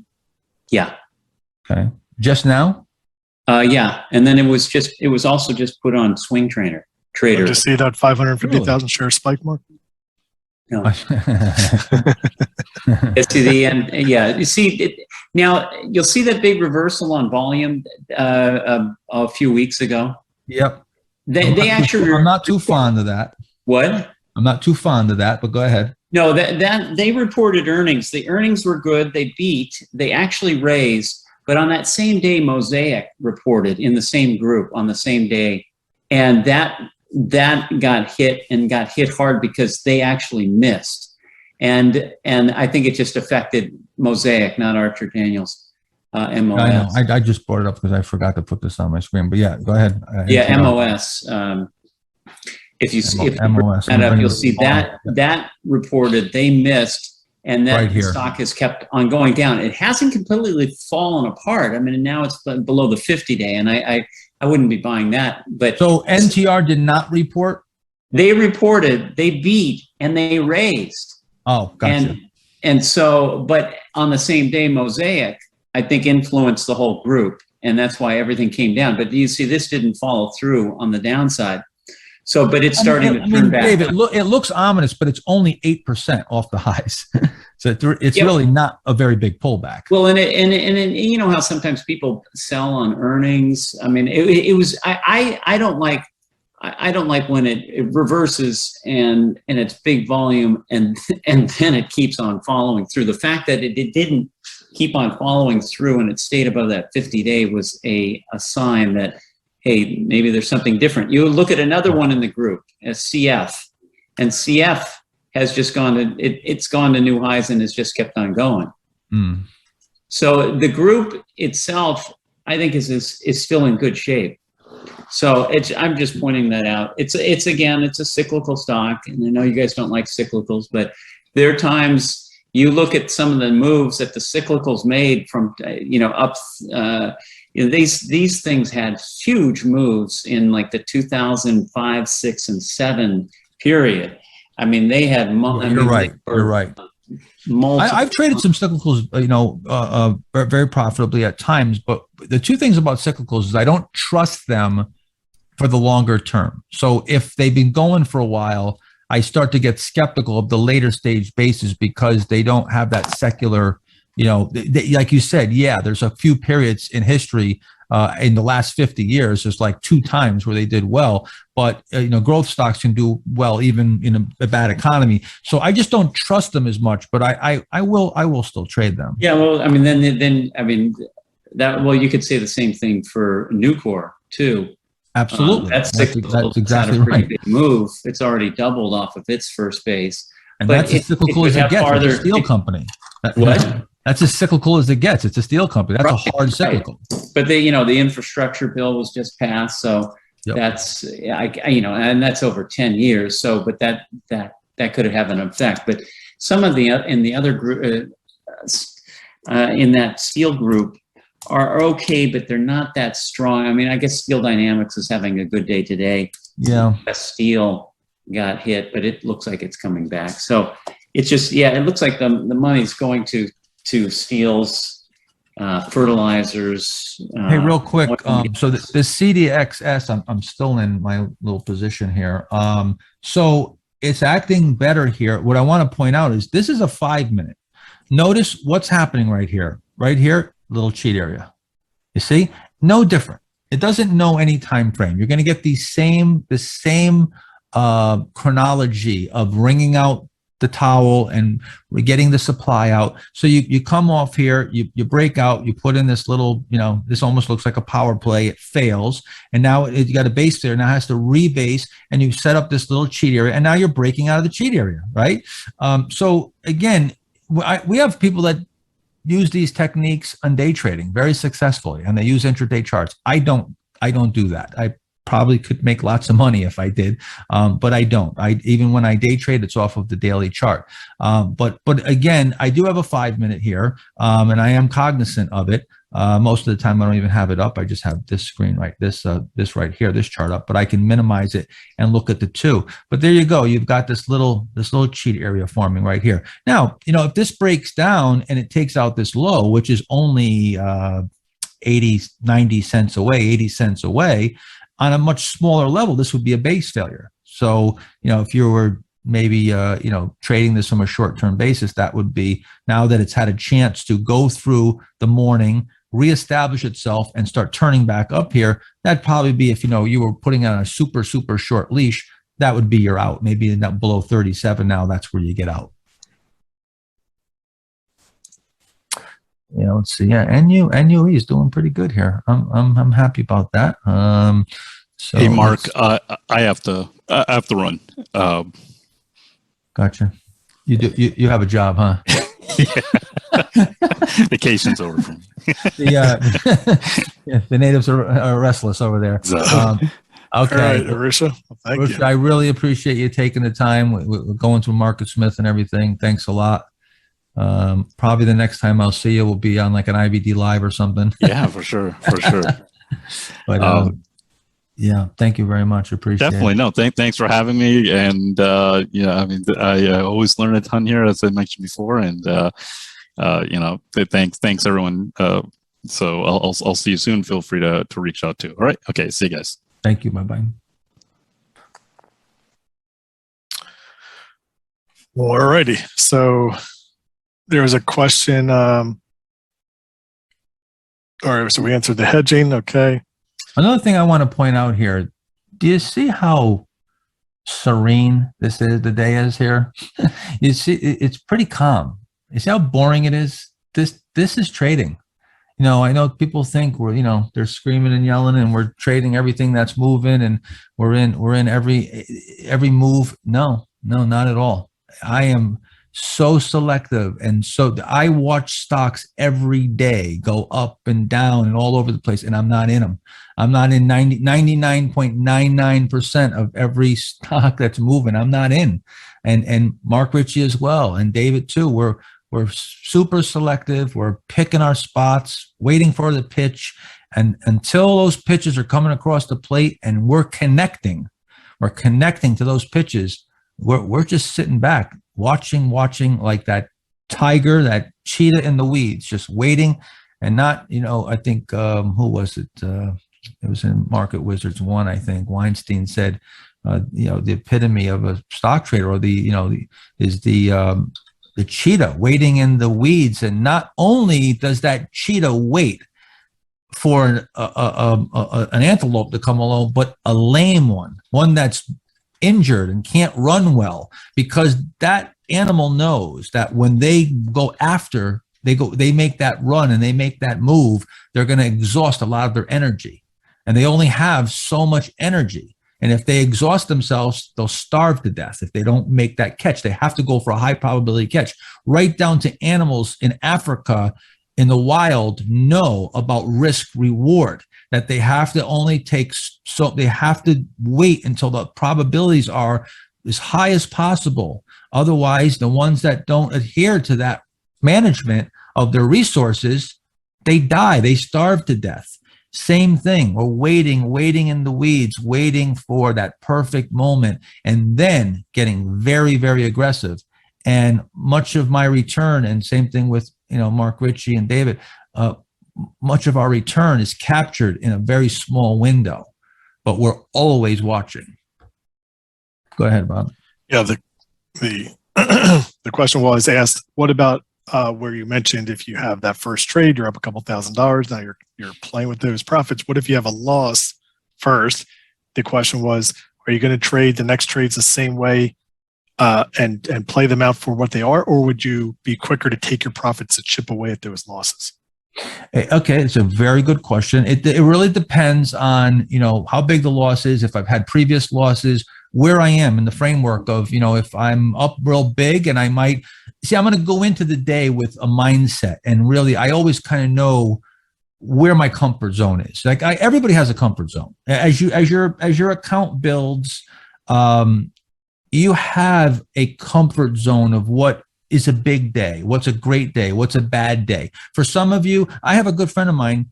I've been friends with him for almost 40 years. He just called me the other day. He's probably on here right now. My friend Jeff.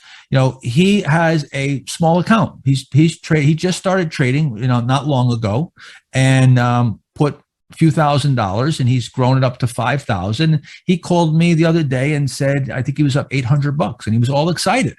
And it's not like $800 is a lot of money to him, but he's just looking at it percentage wise, and he's just trying to learn and develop. And he's like, that I'm up, whatever, 15%. So now you have someone else, and might have a $50,000 day to get excited, right? So that number has got to be personally established as to what. So I really, all my decisions are based around, my own personal comfort zone. And again, so to answer your question, sometimes, I'll chip away. If I get myself in a situation where I don't like the loss I'm at, I'm maybe at the cusp of being at an unacceptable loss. So to me, anything more than mid-single digits goes into, that's like the yellow zone, and almost the red zone. Double digits are red zone. I do not ever want to have a double digit loss, ever. So that's sort of what I try to avoid at all costs. So when I get into a low single digit, I might still take a few aggressive moves. Now I get into a mid single digit. Now I might try to chip back and just erase that loss and get myself back to break even, so I can start getting aggressive again. I get down to big single digits, low double digits. Now I'm at DEFCON 1.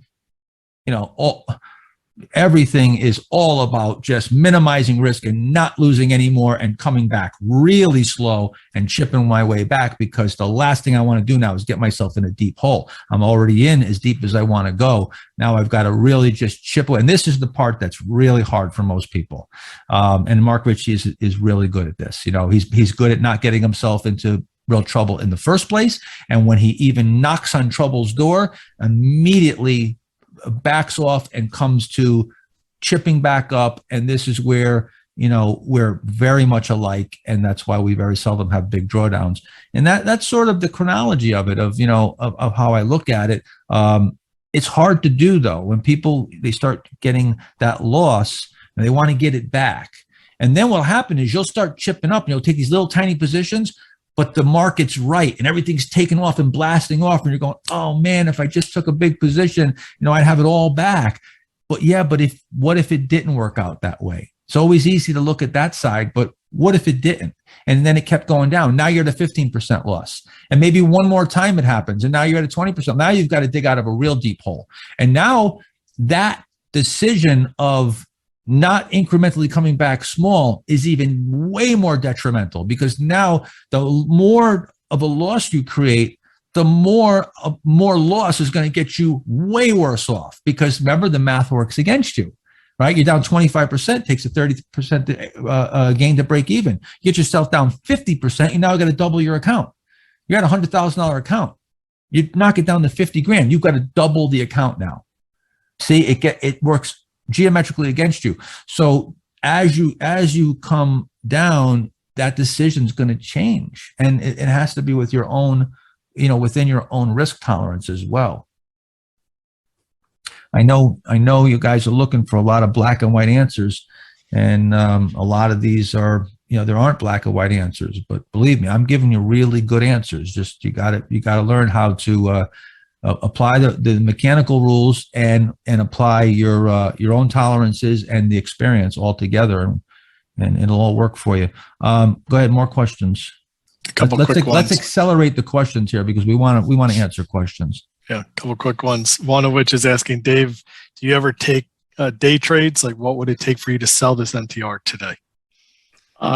No, I don't like day trading, because then if you're day trading, you have to make so many decisions every single day. It's kind of, I like to get a position in a stock. I like to know it fundamentally. I like to try to stay with it as long as I possibly can. And as long as the stock is acting well, then I'll go ahead and continue to hold on to it. But I'm not gonna cut it out. I could, if the stock reverses and closes down, I might sell it out. I mean, I'll do that on protecting my cost and protecting, taking a small loss. But the stock starts out nicely, and when I usually buy a stock, I'm expecting it to go higher. That because I feel I've timed it well enough. And so, if it finishes right where it finishes, I'll continue to stay right with it. Yeah, he could by default turn into a day trade if this stock reversed and had a big reversal, and now he sells it to protect himself. Yes, by default it turns into a day trade, but that's not his plan to have it as a day trade. I always say, try to approach your risk from a short-term angle, and approach your reward from a longer term. So be a day trader and short-term trader on your risk, and a swing trader and a long-term investor on your gains. And that's just, cutting your losses, letting your winners ride. But that's where you want to create, once again, that asymmetric leverage in everything you do. Percentage-wise, days held, everything should be largest loss versus largest gain. All of those should have a positive ratio, and you should be creating that asymmetric volatility. Keep in mind too, today we're trying to find something to trade, to have some examples and to show you something. You came here and you want to see trades. We can't make the stock set up. If they're set up, great. If they're not, we can't do much. So we are, if there's not much here, we're definitely trying to stretch the envelope a bit here, or stretch the rubber band and try to make something out of what we have here. I'm not sure I would probably take these trades. I mean, they're like I said, they're fine. I mean, they're not terrible risk reward plays. The CDXS is fine. There's nothing wrong with this. But again, it depends. If I'm, not doing really well in the market, or I went to cash and I want to take a few pitches, I might just watch this. See, the other thing too is, I think we have to keep in mind, the one thing, part of the discipline is that, and this is something that Dave mentioned before. He said when he I believe it was yesterday, where he said about talking to his children about investing, and I should have sold this, I should have bought that. he said, there's always going to be another trade. You know, we're not worried that we missed this one and it doubles. Oh my God, I missed that. Who cares? There's a trade every day. There's a trade every week. There's a trade every month, every year. There's going to be trades. This opportunity is always there. That's what's beautiful about it. There's instant liquidity and always opportunities. Or if you're going to get concerned about anything, be concerned about the downside and having those break-even days, and, you know, break even at worst. That's the real key, is that, you know, you're constantly trying to just keep yourself where you're out of trouble. And then if you can stay out of trouble for all the time that things are difficult, and you can just get those 30, 40 days out of the year where you have those, you know, 10, 15% of the time you're in the right place at the right time, you get that 100% return. It's all about saving bets. It's all about saving bets. Everything, if you notice, everything that I do and I talk about, there's an incredible congruency with what I tell you and what I've taught you. You're not going to find that I'm going to do anything or say anything different than what I previously talked about. My trading is going to be completely congruent with what I say and what I teach, what I write in my books. Everything is, I'm consistent as they come. You know, there's not, this is the same thing over and over and over. It's actually, like I said, it's very boring. It's very boring. Mark, question being asked is, do you sit in front of your screens all day long? Do you ever get up and take a break? And what do you do with your positions when you get up away from the screens? Yeah, well, it depends. I mean, I could tell you right now, if I have 50,000 shares and it's a $5 million position, I'm not walking away from my screen. I am definitely not walking away from the screen. So it depends. If I'm super heavily invested, I am on top of it. I also have assistants, and, you know, I'm fortunate to be able to have other people to watch for me when I'm away. We can watch for each other. I have alerts, and I also can put in stops depending on the position size. If I have a really big position size, I sometimes put in staggered stops. So I'll put, you know, you got 20,000 to sell, I might put 5, 5, 5, 5 down, I don't know, quarter point, you know, whatever, spaced, and have a staggered stop. It depends. Again, there's not a black and white answer, but yes, I very often in midday, I go play my drums. You know, it's only right in the next room. So I'll go and take a half hour and go play some drums, and or I'll take a walk around my neighborhood. It really depends. You know, things are really, really light. There's days where I got really small positions. There's days I just put my stops in and I run up to my shooting range in midday. Sometimes at 12 o'clock, I go to my shooting range, which is only 15 minutes away, and I go there and I go shoot for an hour or two, and I come back at 2:30, 3 o'clock, and I watch the close. And then there's other times where everything's moving, there's breaking out, there's all stock set up.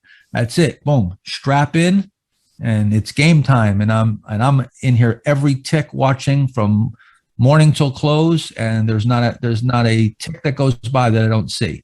So it really, it depends on like what the opportunity is laying out and what type of level of investment I am.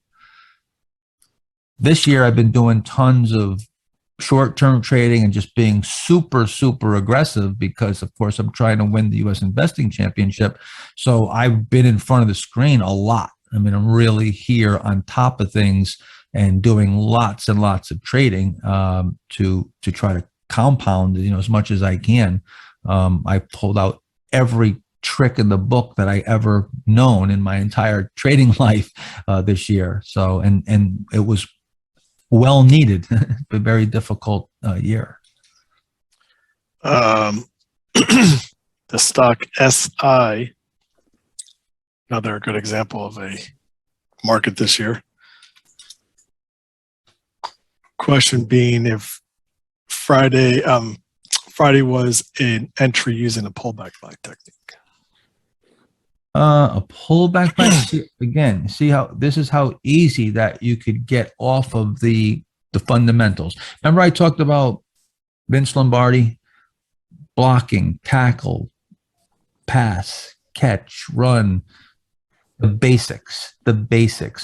What happens is, what I find is that most people who try to do this, they think they got the basics down, but 5 years later, I'll have a session or a conversation with some students or some people that have, come to Master Trader Program a number of times, and they'll be coming up with stocks that don't meet the most basic criteria. Sometimes it's not even in the stage 2 uptrend, and they drift and drift and drift. But again, remember, pullback buys, as far as, again, I'm just talking about what I do. I don't know a thing about what anybody else does, but I know everything about what I do. I know my system inside out because I developed it. All these vernaculars, squats, reversal recoveries, VCP, low cheat. I invented these. I coined the phrases. I came up with this stuff. So I'm an expert in this. This is what I've spent my life at. So I can only tell you what I do. Now, a pullback buy, I'm only using a pullback buy within the base. So is this within a base? No. Is it? This would be maybe, if this was a handle or a pullback, let's say from a breakout, I see what you're looking at. Maybe you're looking at this as a breakout and this is a pullback. Okay, but it's extended a ways from the breakout. This is the pivot. This is up here quite a bit. And you're talking about this day here, right? Friday, Bob? Yep. Not today. Correct. Friday, yeah. So anything is a pullback buy. If it pulls back and turns up, it's a pullback buy. So you can find a pullback buy a 1,000 times in probably 1 6-month price movement in a stock. You're going to find it everywhere. They're all pullback buys. I can go back here and find pullback buys everywhere. There's a pullback buy here. It turns up, right? I mean, there's pullback buys everywhere. You just look back here. Pullback buys over here. Over here, you pulled back, you turned back up. You have to put it into context. Just like the chart patterns, the VCPs. Well, if you have a chart that's real tight, moving sideways, if it just got cracked, it's below the 200-day. That's a ledge. That's a shorting situation. But that same situation in an uptrend is very constructive. So a lot of times, the exact opposite, or exactly what you're looking for, could mean the exact opposite depending on the context. So you have to put it into context. Everything's relative. In this situation, the answer is yes, it's a pullback to the 20-day. It's a pullback buy, but it is not a pullback buy that I would take. You can go back and look at a stock and maybe it finds support at a certain moving average and trade it every time it pulls back to that moving average and turns back up. That would be a pullback buy technique. I have not found that to be profitable. Usually that's in hindsight.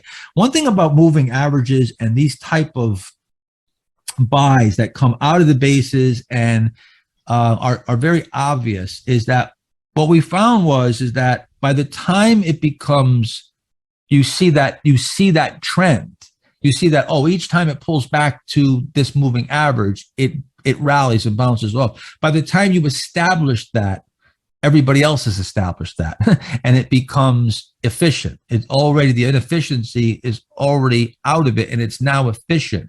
So sometimes in hindsight, it works and you can go back and you can find some situations that hold a certain moving average, but they're so infrequent that it's to me, it's not worth it. I know I digressed quite a bit off of the pullback buy question, but again, no, I want my pullback buys to be in a base. And I guess here's a perfect example, the NUE. So you see how right here, this is the right side being built. So we're building that cheat so that we pull back within the right side. We've got a nice, well-developed cheat area, nice big base form. We got VCP. And now this is a pullback buy right here 2 days ago, which was on Friday, and that's where we bought it. That's a pullback buy to me. And again, you might say the same thing, pulled back to the 20 days, turning up. What's the difference? Difference is that this is coming out of a nice, well-formed large base. That's the only difference, just as to where I'm applying it.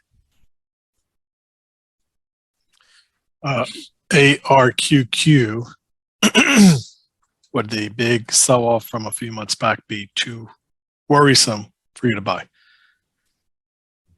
So I like what you're looking at here. I mean, this is a nice, well-formed VCP.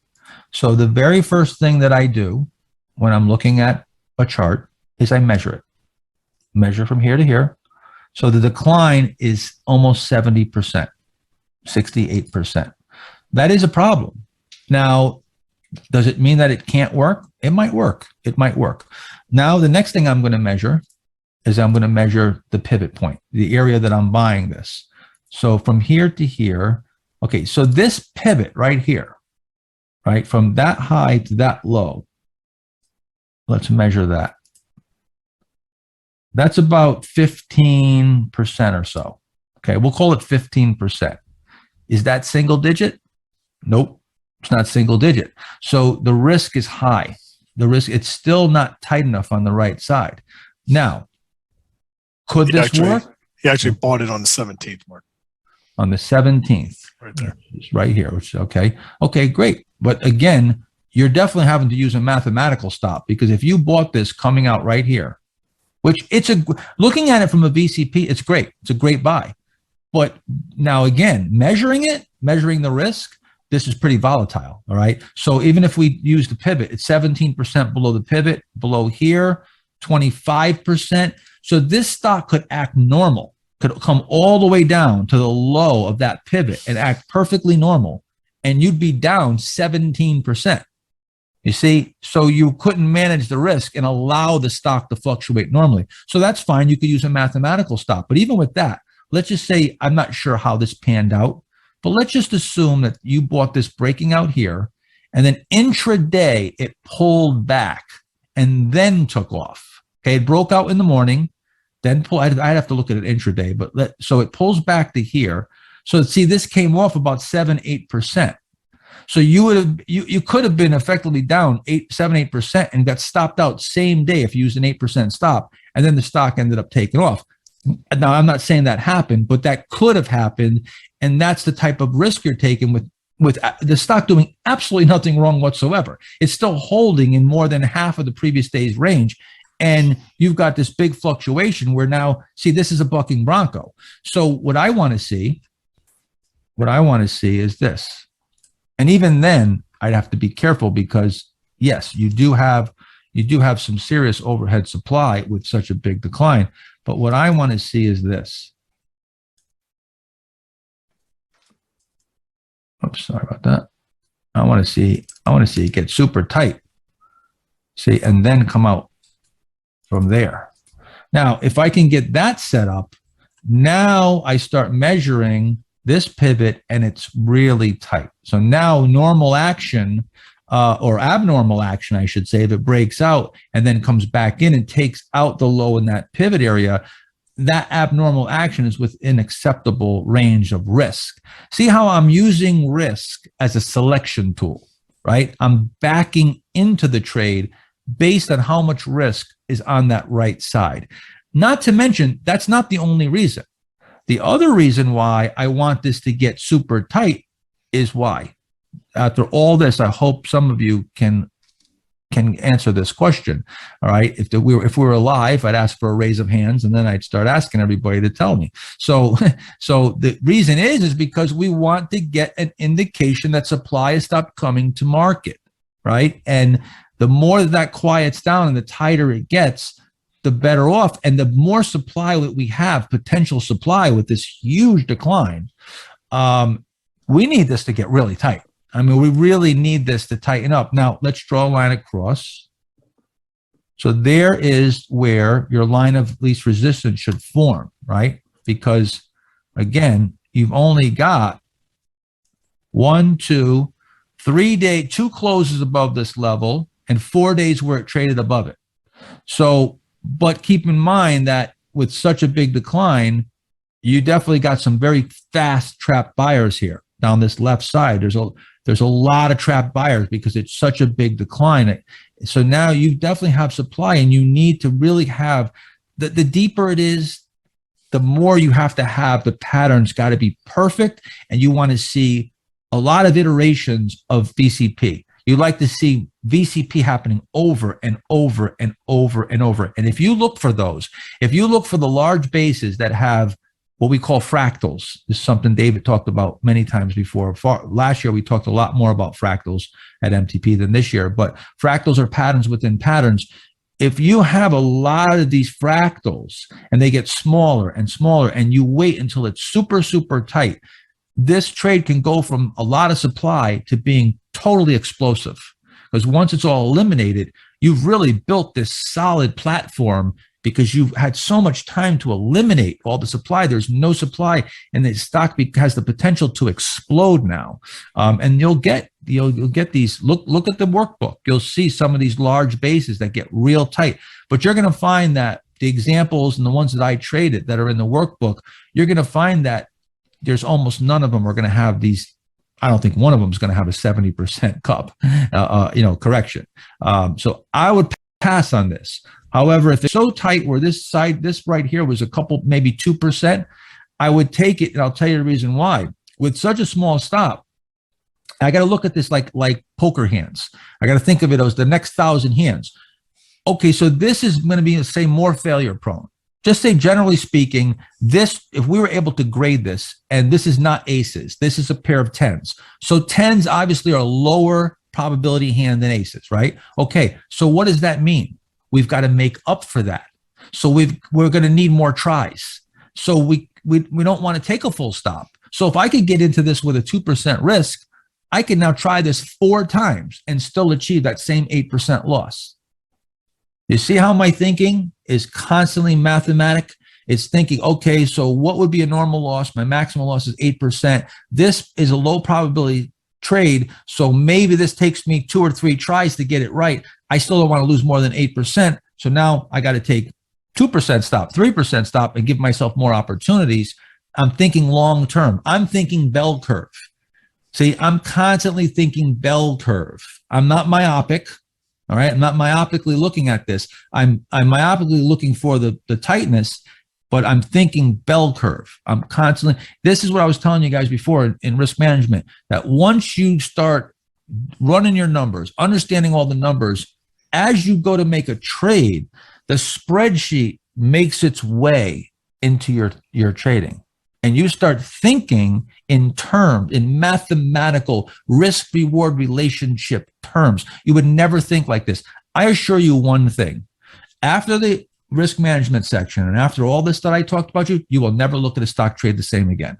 I will guarantee you that. You will never look at a stock trade again the same way. You will, every time you look at a stock trade, my little voice will be in your head. That mathematic equation concept will be in your head, and you'll be thinking about this. It will make its way into your thinking automatically. I just planted a seed that you're never going to be able to remove, and it's a good seed.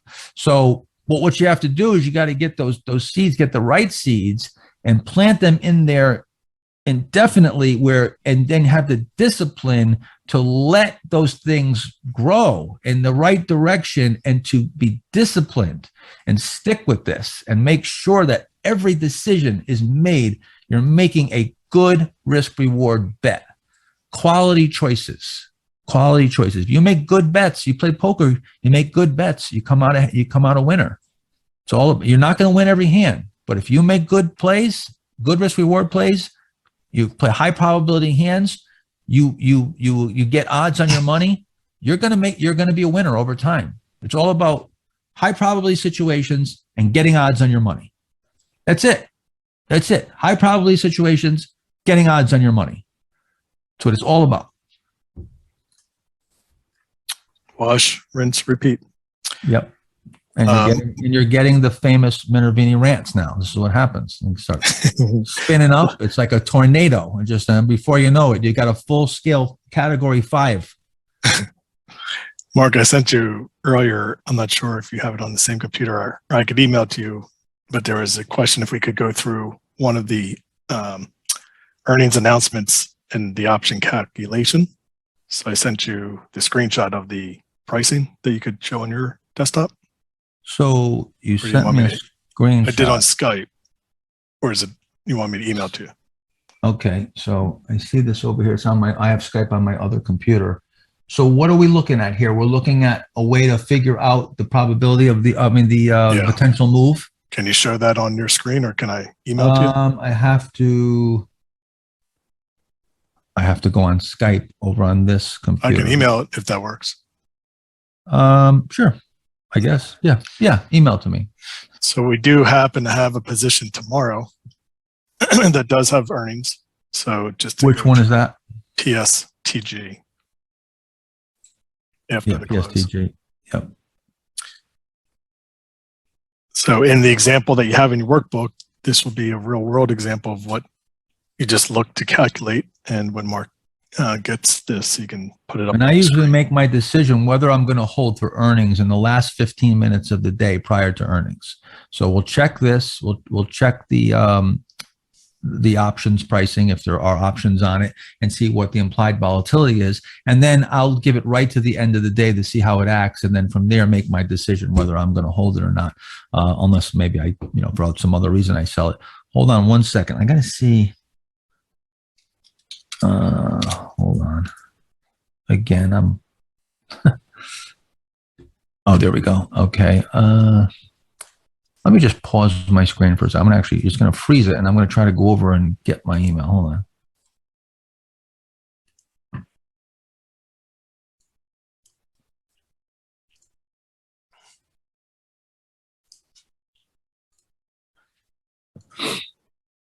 Can you guys hear me when I'm paused? Yeah. Okay, good. All right, let's see here. So, okay, so here it is. Let me see. Can I download this? All right, I can save it as an image.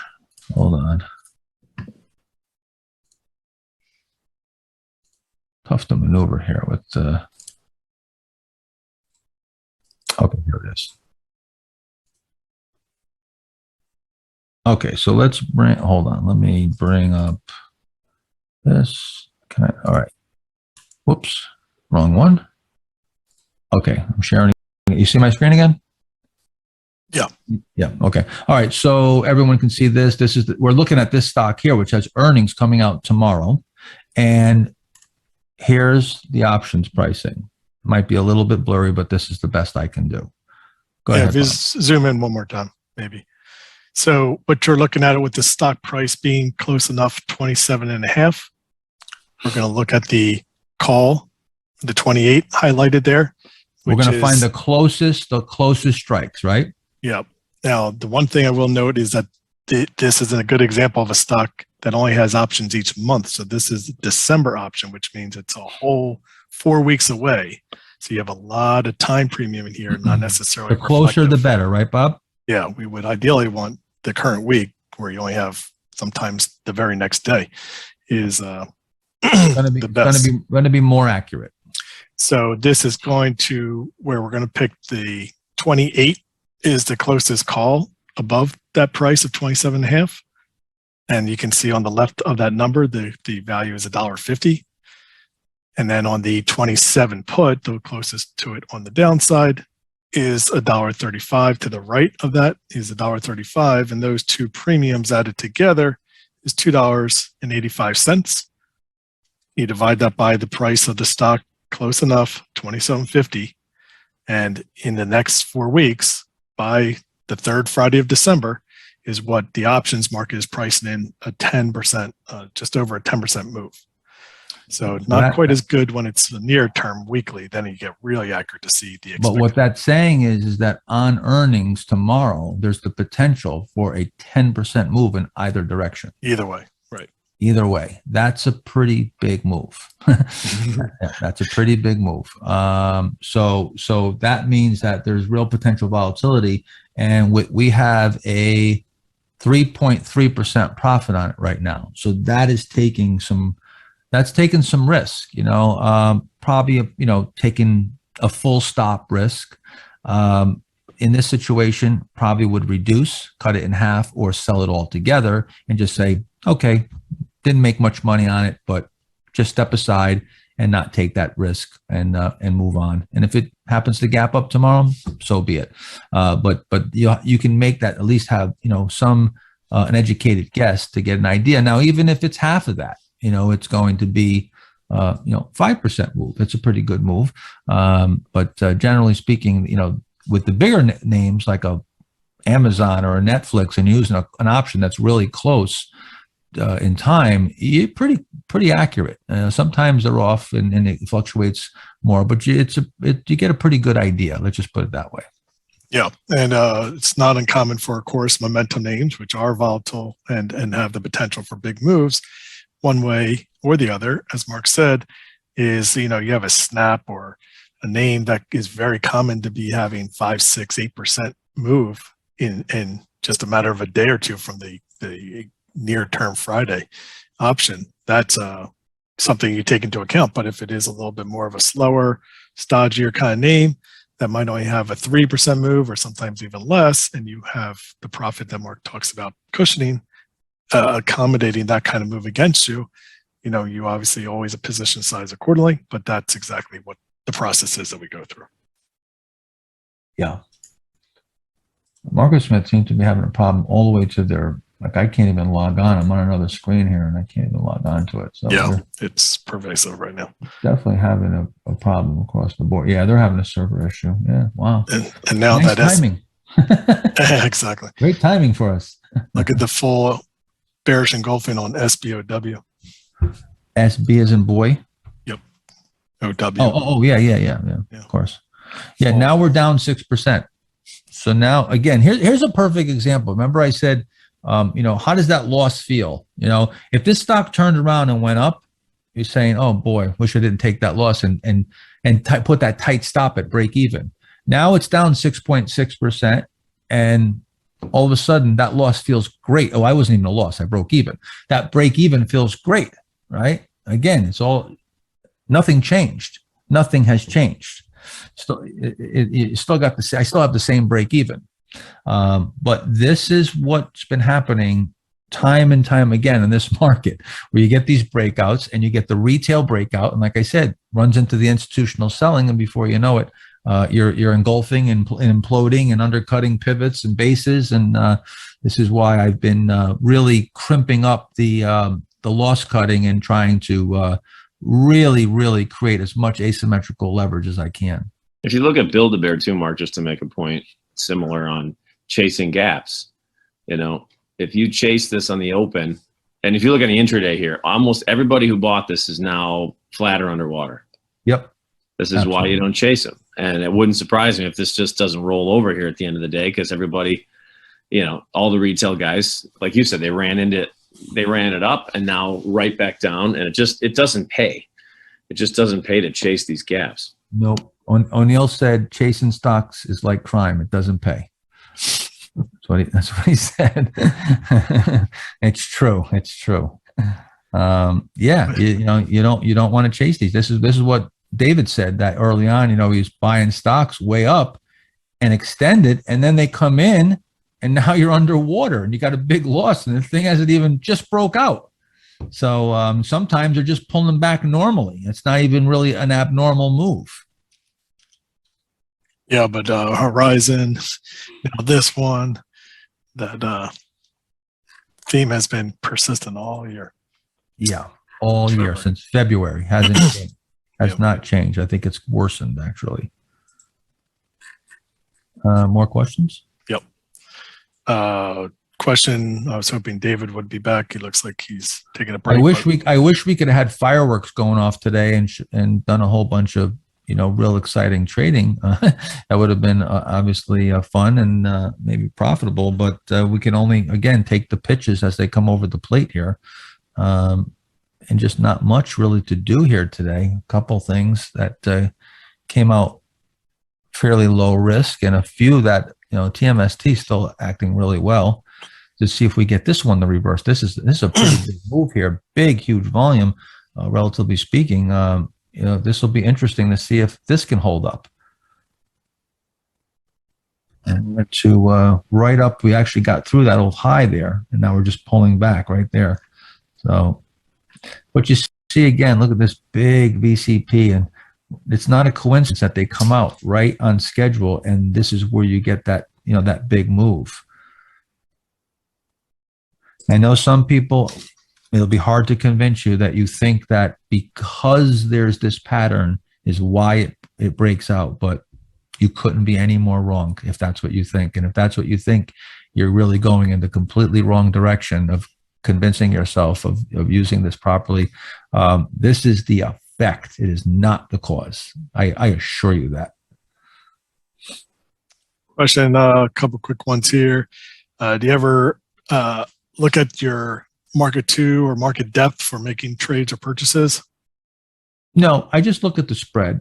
I'm looking at the spread. I have on my other screen here, my other computer, I have a big 22 or 23 inch, whatever it is, that has my trade station on it. And if I want to, have anything at the same time, a bird's eye view, I like to have where I can enter my order while I'm looking at everything. So I don't have to change screens.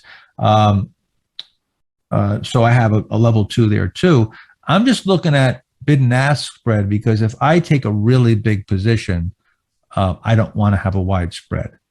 If I'm in there buying 20,000 shares, 50,000 shares of stock, and it's got a 2-point spread, I'm not going to start at a $40,000 or $100,000 loss right off the hop. That's insane. I don't care how much money I have. I'm never doing that. So, I'm looking for the spread to either be relatively tight, or I'm going to have to adjust for that risk, that spread risk. And then even if I do go into a stock that has a wider spread, I'll watch it real carefully. And sometimes the bid will start coming up, and as it's moving, the spread will narrow, and I'll start buying it in the direction. That's another thing. If you're buying a stock that has a wide spread, you better be buying it as it's moving in the direction of your trade. It's even more important. You got to be real careful. If you start buying a pullback or bottom fish in a wide spread, it's already at a 2-point loss, right? Maybe the stock's 271 by 269. You're at a 2-point loss, and now they open it up to the downside. They start bringing it down, and before you know it, you're down 4 or 5 points just like that in literally seconds. So that's where you got to get a little forensic in there, particularly if you're taking really large positions. I mean, there's sometimes with this trading championship thing, there's been times where, and not often, but there are times where I've gone in 4x leverage in one stock, literally the whole account 4 times leverage into one name. They've been very liquid names, and I'm in there super short term. And if it doesn't go right on cue, I'm out. Something like I always say GT, but not because of any particular reason for the stock, but just simply because that stock trades. We bring up Goodyear Tire. I just know that stock trades in 1 penny spreads or so. Say 2272 by 2273. I just automatically know that GT is a 1 penny spread. Something like a Ford will be 1 to a couple penny spread, right? 2070 by 2071. That's a penny spread with tons of liquidity. I could go in and buy 100,000 shares of this right now and feel completely safe that if it starts moving against me, I could get right out and I'm not going to have much slippage.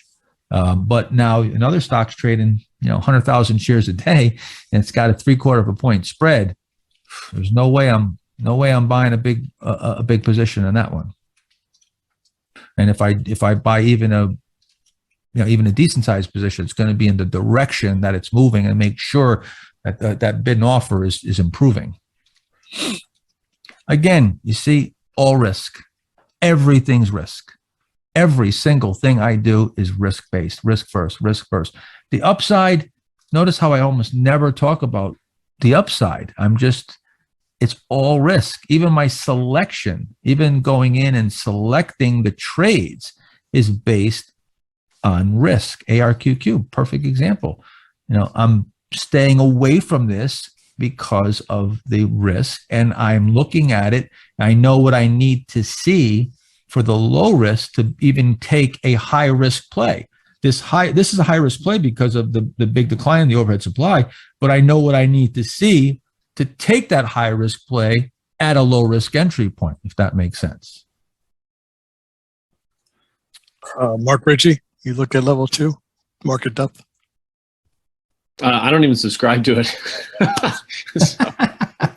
No, that doesn't answer the question. What's a level 2? Exactly. Real quick question. I think we answered this on Tuesday, but how much does these dumb asses make all this money? Yeah. Yes. It's does taxes come into play? Uneventful here. How much does taxes come into play, if at all, with any decision to be buying or selling a stock when you sell? Yeah, at a 50% tax rate, oh, it comes into play at the end of the year. I can tell you that.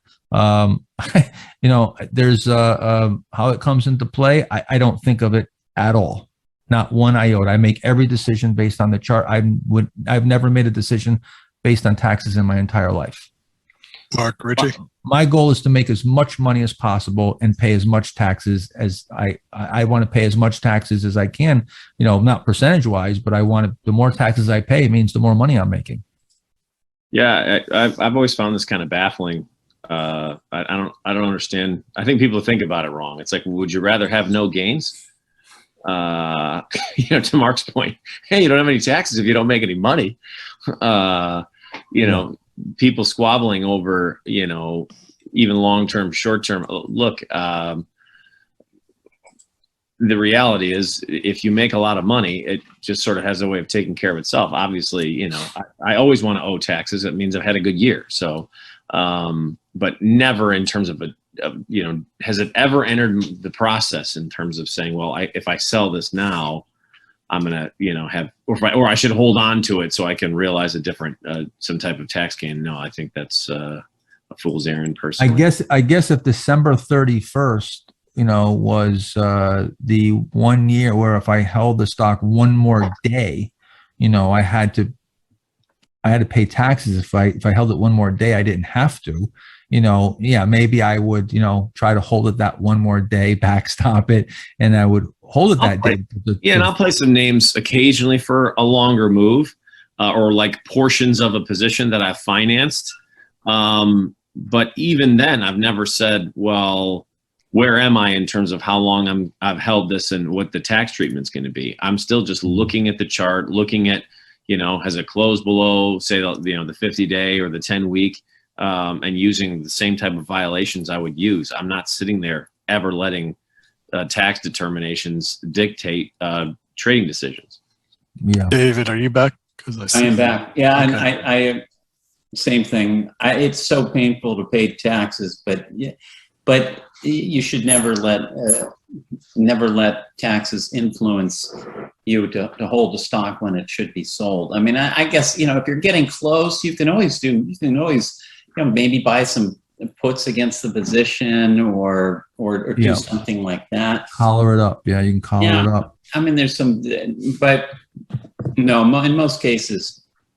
But then on the other side, that's why every time I talk to, especially college students, I say the first thing you do when you get out, you open a Roth IRA, because this is the only vehicle where at least now they're not taking away your money out of your Roth or I have a traditional IRA, and it's amazing how much money you can have after you compound for a number of years and something like that when no one's taking anything out of it.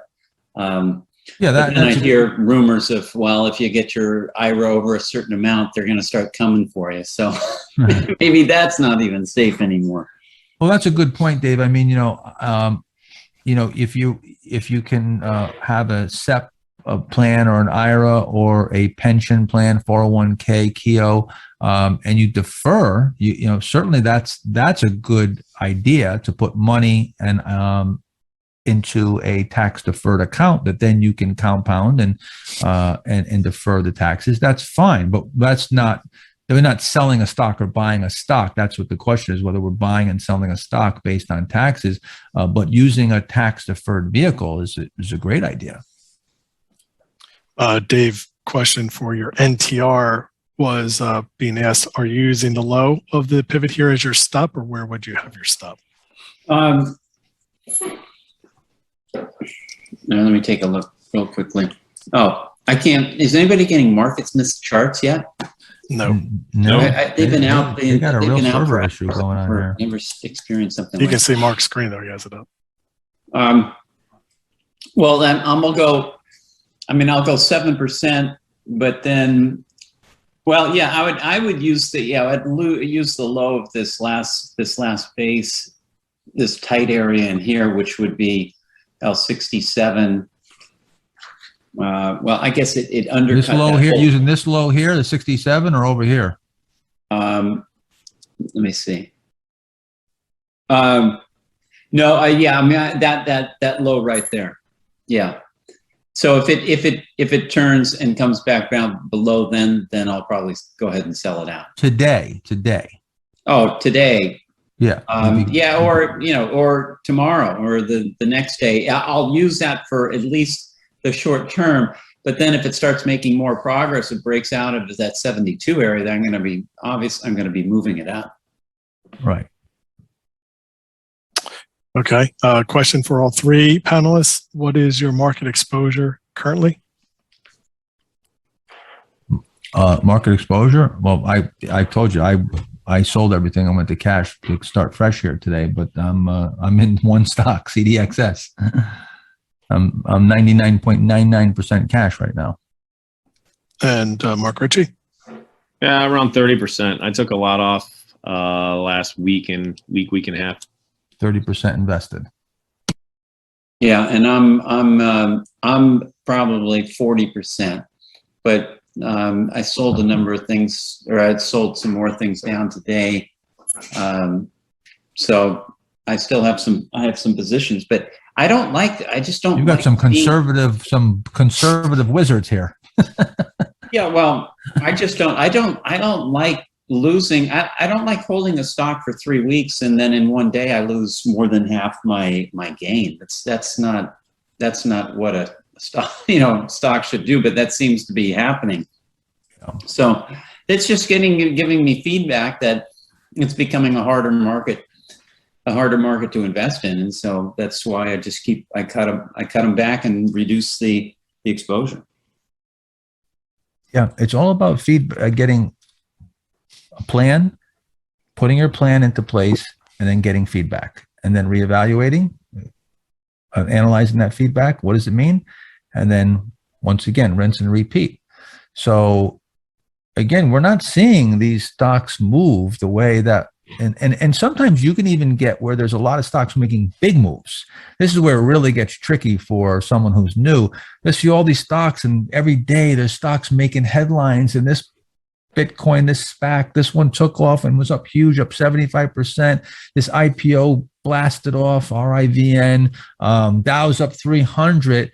But we're looking at the volatility. We're looking at what did it take to get, did you have to ride the bucking bronco, or did you ride the nice, quiet horse that just walked you across to the other side of the corral, or did you have to ride this bucking bronco and risk breaking your neck? So it's how you get there. Remember I said, whatever gets you there takes you to hell. So we're watching and seeing, how's the market acting here and what is the risk? And then right now, I guess we're all determining that the risk is high. The risk is definitely above average right now. None of us are willing to really be super heavily invested at this point. And if the market goes higher, we're not going to be like, oh, we made a wrong decision because of the result. Remember, everything has to be, risk is managed in real time.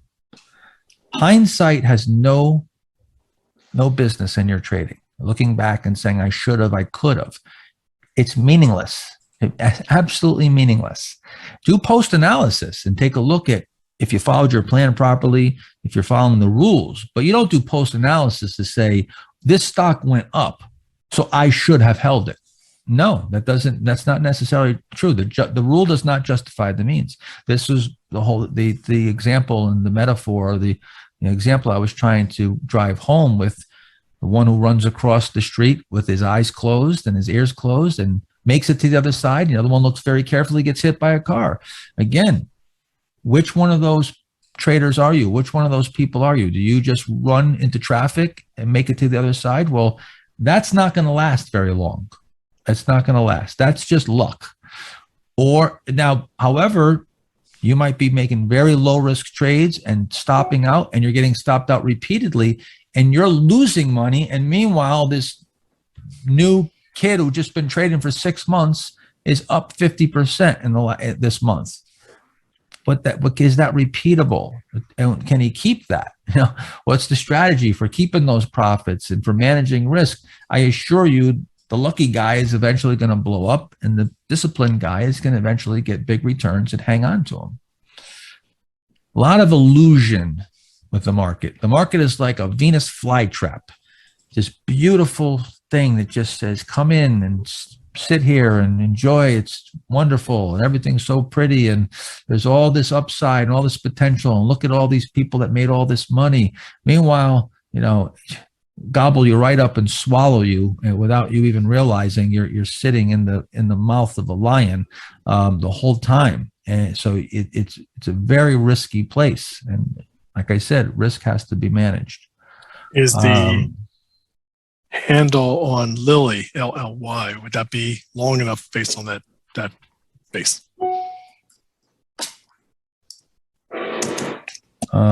Yeah, absolutely. Yep. I mean, I know this is a lower RS name. At least I believe it is. I still don't know. Can we get Market Smith on it? Still, man, taking one of my my big tools away here. No Market Smith. Wow, this sucks. So Lilly was buyable on Friday. And to be honest with you, I mean, a big cap name like this, breaking out, you get this squat, I'd probably just stay with this, unless I had a gigantic position. And I'm not going to go overnight with a stock that's not acting right. But, regular size position, this had a 1-day pause right here, which I call a pause pivot. You drifted back here. Now, I don't know exactly what the RS is this. It looks like it might not be too bad. You got a big base here. So what do? First thing I do is I measure. Let me get rid of my floating bar here. So I measure it. Okay, so this is only about 20%. That's beautiful. That's perfect. 20% pull back in the cup. You build this right side. You got a nice little handle. The handle drifts back, and now you pause out for a day. So that was, that was buyable on Friday. Now you got to look for reversal recovery. You got to see it hold up here. Preferably you want to hold this low, but take a look at the risk. Let's just say we bought it coming out right here. You draw this line again, right? Let's right across this pivot point right here. You see not much trading, right at that level. So that's your line that you want to start buying. It might have to, as it comes up to these highs right here, right? If we just move this up to where now it's redefined itself on that breakout. So maybe you got a little supply here left, and we gotta wring out some more water out of the towel, right? So we come up here and maybe we pause out for another couple of days, and from there, and now that would be a breakout. It would improve, and you'd get a 1, 2, 3, 4, a 5-day reversal recovery. If I own this and it was to tighten up and then reversal recovery, I would add to it. If I did not own it and it did this, I would purchase it. So that's how I would handle this. And if I owned it now, I would probably either just maybe cut it in half on today's undercut of the low, or just hold the whole position and keep my stop. And you could use very easily this low right here, which look how low this risk is. It's only about 3.5%. So this is a super low risk trade if you use the low of this pivot. Now you can marry the two. You can use a technical stop and a mathematical stop. So a lot of times what I'll do is I'll say, okay, so my maximum risk, if I went into this with a maximum mathematical stop, would be 8%. So 8% is down here somewhere, right? Okay, well, what I sometimes I'll do is I'll say, let me use a technical, because if it takes out this low, that's obviously not acting right. So I'll use that stop as my half of my position right here. And then I'll just stick with the mathematical stop. Let's just call it down here of 8%. And now what I've done is I've improved my worst case scenario, right? I've improved the stop, so call it 3 and 8. That's 11. Half of that is 5.5. Now I have a 5.5 stop. Right here would be my average. I'd be getting out around 250 on average. And I've improved. And I'm using the technicals and I'm using the math. See, I'm making a good decision. I'm making a good risk reward play here. As long as I'm buying from these bases, I got all the characteristics. This is all you can do. It's just position size accordingly, make a good risk reward decision based on math, based on technicals, and that's all you control. That's all you control. And do that enough times and get it right and make good high probability bets, and you'll be a winner over time. I'm not going to use the name, but the question is asking about RIVN. And this is a classic example to me of what you're just following a name, a story, the momentum or whatever. Why are you even looking at this thing? What is it that could possibly be appealing? He's not to? using the name because he's afraid I'm going to dismantle you. He's afraid I'm going to go nuts and pull an O'Neill on you. And no, I mean, yeah, I mean, what does this have? That is there one thing about this stock that we've talked about in the last 7 days? Not one single thing. You know, there's not one, doesn't meet one single criteria. This stock has now fallen 40% in 1, 2, 3, 4, in 5 days. You think there's some overhead supply? I mean, you want to talk about trapped buyers? This is one volatile ride. A friend of mine just bought this just recently and was up big on it. Bought it as it started turning up and then gave it all back. Like I said, what gets you there takes you to hell, right? Keep remembering that. See, you buy this on the way up with no rhyme or reason, no base. It comes down, no rhyme or reason, nothing. There's nothing to ascertain here except a stock that ran up and down, and there's just no way to predict, to know there's no basis, there's no reference points. You're just starting to build some price action to even have any technical reference points. So again, this doesn't meet any criteria. Your guess is as good as mine. This stock could double and triple from here, or it can go down 50%. I don't know. I have no idea. But it doesn't meet my criteria. Certainly not a low risk entry point. That's for sure.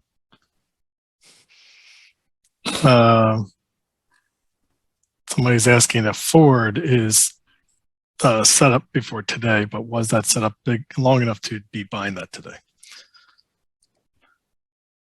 To me, I mean, so first thing I'm going to do is I'm going to measure it. So this went up 60%. No, I mean, this is a short stroke little play here. No, it was set up over here. This is where you came up. You made a little cup with handle. I would have to measure that too, of course. Let's see.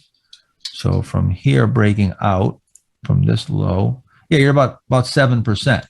So this could have been bought right here. See, I'm looking for single digits on the right side. And this broke out right here. And then you've got this natural reaction. Boom, tennis ball action. And now this is like your second or third natural reaction. So actually, if this moved up from here and I was in this name, I'd probably already scale out of some. And then this moves up much from here, I would sell right into it. That's how I would look at this. It hasn't moved up enough to be a power play. And it's just extended now and coming out of a second or third natural reaction. So I would be looking to nail down my profit into strength. Again, you want to be looking for the larger bases. You know, I mean, if you just keep shortening the time frame, before you know it, you'll be buying, this will be someone will call this a base right here. I've actually had people ask me if that's a base. 2 days, moving sideways. This is what happens. This is where you just, I call it slip a bit of too much of this. You just keep slipping and slipping and slipping. You get shorter and shorter with your time frame, and before you know it, you're trading 1 minute charts on day trading. There's got to be some lines in the sand. Otherwise, you're just going to be trading everything. And when you're like that, it's usually, like I said, I tweeted this recently. Most people like the idea of being a trader. Like I could find out right away if somebody's like infatuated with being a trader more than they want to get rich and want to be great at something. The first question they'll ask me is, how many screens do you have? Like, okay, like that matters. I mean, that's what they want. They want screens wrapped around their head and feel like a big shot. What do you mean? Remember, this is fake. This is fake. This isn't real. Although Bob does have a lot of screens, but that's because he does a lot of jobs. I do. He does a lot of jobs. But yeah, I mean, how many screens do you have? I've heard that question so many times, and my goal is to have one. I want the least amount of screens. when I was in New York City and I had hedge funds. We had a war room. You know, I wasn't in the war room. My assistant, my trader, I had a trader that ran the trade desk and would execute for me. He had 14 screens in front of him and 7 behind him. There was 21 screens, and it was back when the screens were like big and thick and they were hot. And I mean, we used to have to keep the place. So we had a special air conditioner in there because we had to keep the place cool. There was so many computers and electronics, and you know, we'd bring people in and they'd be so impressed. Wow, you know, these guys must really know what they're doing, man. Look at all those screens and all those wiggly lines. But you know, I've made my best trading on a laptop, you know, sitting in my lap, sitting on my couch. Yeah, when I won those U.S. investing championships, I was in a cubicle that was probably, I don't know, 6 feet by 6 feet. And I had to share a bunker Ramo terminal that would, you know, swivel back and forth That'll between date you. Bunker myself Ramo and another person. I had no screens. No one had computers at those times. We used to mark up the charts with our pencil to update the charts. We didn't have all this stuff. The Quotron. Yeah. Yeah. When I first started, when I was trading in the beginning, you know, there was times where it took 25 minutes to know if I bought the stock or not. The stock's running up and I'm like going, boy, I hope I got it. I hope I bought this stock. You know, I mean, it was just amazing. You know, it would take forever sometimes in a fast market. I remember, I don't know if you remember, Dave, or if you were as unfortunate as I was, but they wouldn't answer the phone. They just stopped answering the phone. And that I mean, it was just crazy. You know, the brokers, the market makers, they just stop answering the phone when things got too fast and you're stuck. Right. But you know, one thing I wanted to address, and you've probably already touched on this, is that why do we have so many rules and so many things? Your number one key is to eliminate the emotion out of your trading. You've got to get to the point where you're a robot. You see the information, it all clicks, and you buy the position, you set your stop. There should be no emotion at all during the trading day. And that's why you want to go by rules. And you know, when I've done my best, it's like that's all you're trying to do is execute every single trade exactly right. And forget missing a stock, forget doing that. So that's when the emotions start coming in, that's when you make poor decisions. And it's all about greed. I mean, you shouldn't be saying, well, I've got to make money because of this. It's like trying to win a sporting event. If let's say you're an individual, I can relate to tennis. You're so concerned about winning that you forget exactly what you should be doing on the court and what strategy you should be employing. Absolutely. So that's why you have to use rules, and you have to get your emotions, and anything else that could come into that decision is just going to mess you up. So it removes the emotion, removes the greed and the fear from your decision making, and you'll do much, much better. And one of the reasons why you want to keep your losses small is because I assure you, when you start racking those losses up, you get much more emotional and the pressure builds, and you start making decisions in a very different way. David said that after he won the U.S. investing championship 3 years in a row, that fourth year, he had so much pressure to perform, you know, that he was the golden boy at that time. I remember he was in the cover of the Wall Street Journal. Back then, the Wall Street Journal used to cover the U.S. investing championship. You got your picture on the cover of the Wall Street Journal. It was big time, and a lot of pressure. You know, he's working for O'Neill, got to represent, and then, you know, that's where you get that pressure, and the rules go out the window, and you start making these crazy decisions. You know, really, really important. I used to do that with my shooting competitions. I'd go and, like, right off the hop, I might have a couple bad stages, and I'd start thinking, oh man, first place is out of the question now. I just blew it. Those 2 stages put me out of contention. I'm definitely not going to come in first or second.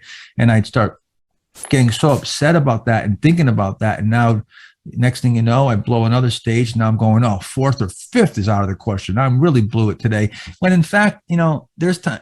Once I got out of that type of thinking and I just went into process, I changed my whole thinking. I'd be like, okay, wouldn't it be great if I could, have a start like this and finish strong and then finish second or first and just let me just go for it and just stay in process, and whatever happens, happens, and just forget about the result. And then I started winning. I started winning shooting competitions.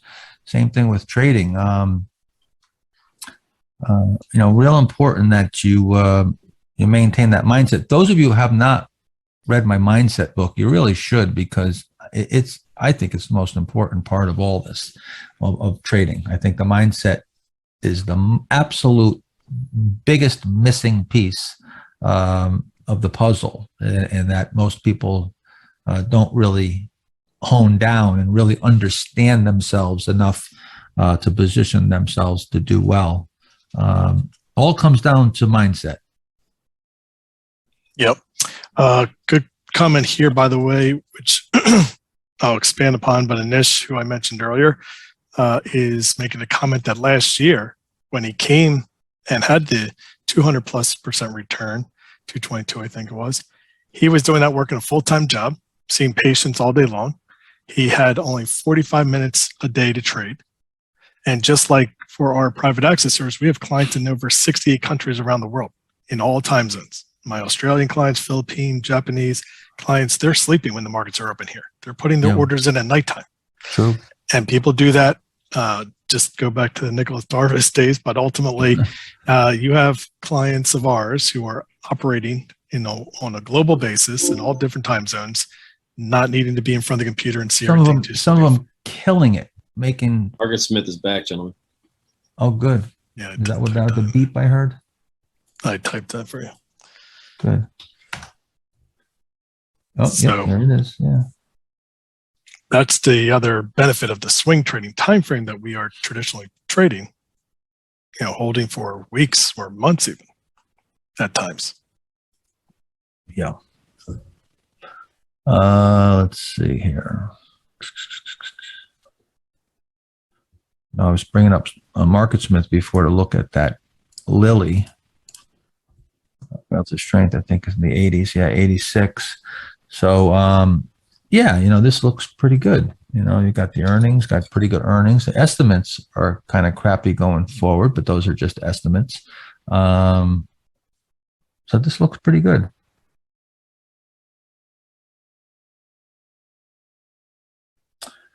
Let's see. So we're down to the last half hour. We only got 30 minutes left. We're concluding 7 days of. By the way, this is, I don't think I'm going to do a 7-day program ever again. Just want to let you know. So this is probably the last time I'm going to do something of this length.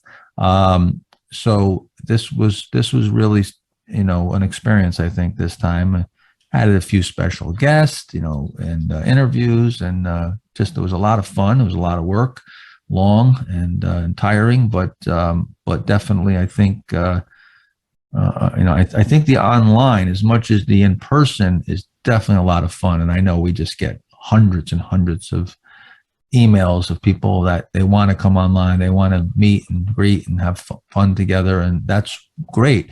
But I also think there's a big benefit to the online. The online just seems to me like you're more focused on it. I think you can learn better online, but it's certainly not exciting and it's fun. That's for sure. I love meeting everybody. But hopefully down the road, maybe next year or something, we'll have a live event and we'll be able to, whether it's a Master Trader program or not. I do plan on having some type of live event going forward. So maybe we can do something, hopefully. Let's see. Well, any more questions here? Our last 30 minutes. Not really. People are asking, look at AD&T today, a current holding of our private access, not only acting well in the market that's fairly a lot of red, but even developing a nice pivot.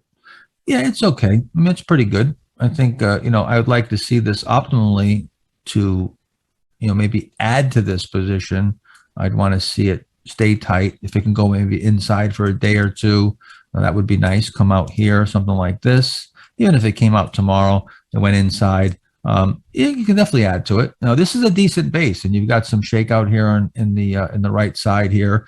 Let's bring this up on MarketSmith. DNT. So you got a pretty tight right side.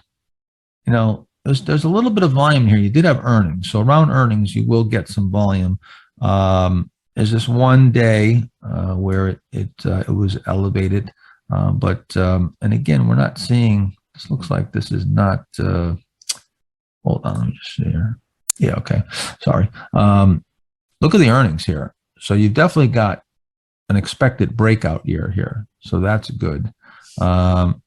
Recently, you don't have the earnings, so we're really trading off of the technicals here. Recent earnings, and you've got some deceleration in the margins, but it looks like this might be trading on some forward-looking fundamentals here. Let's look at a weekly. It's a pretty good weekly, decent base here. You got some nice closes here. You can see weekly close at the high, weekly close at the high, and then it goes real tight here. You got 3 weeks, almost 4 weeks, perfectly tight here. So yeah, I get this is one that if you don't own it, if it breaks out from here, you could buy it. If you already bought that half position, you could add to it. Let's go through some more questions. Rama's asking, why are you not adding to your NUE as it's moving through the pivot? Yeah, I was going to add to that today. It came up on a little bit of a gap. I was just watching it here to see if it could. I thought maybe it might stall out a little bit here. Not perfect. I already made a play that I think is stretching a little bit. Okay, so this initial entry with the 50-day sort of in a downtrend here and this right side not fully developed, I feel like I already made a little bit of a stretch. So I'd like to see this really set up perfectly here and consolidate on this right side and give me a fully developed right side. And then from there, I would add to it. If not, if I'm wrong and it just takes off, okay, well, then I have a half position. I still have a half position and I'm still going to make money. So that's the reason. I just wanted to see this really, and I show you, I drew that in there before I took it out now. Maybe it's over here. Hold on. Sorry about that. Yeah, I was looking for it to set up and tighten up and then add from there. I still think that might happen. I still think that could happen here. So, but yeah, sometimes I do. Plus, again, I haven't seen really great progress where I'm looking to get aggressive. There's been a lot of stocks that have stopped out. It's just the reward has not paid for the risk unless you're taking these short-term plays. I mean, the way things have been playing out, we should be selling today, not adding. That's the way the market's been playing out. Is you get these couple-day pops, and then the next day they come crashing in. Before you know it, you're underwater. So you got to be careful about pyramiding up in this type of market when the moves are 1 to 3, 4, 5 days. Just erring more on the side of conservative right now.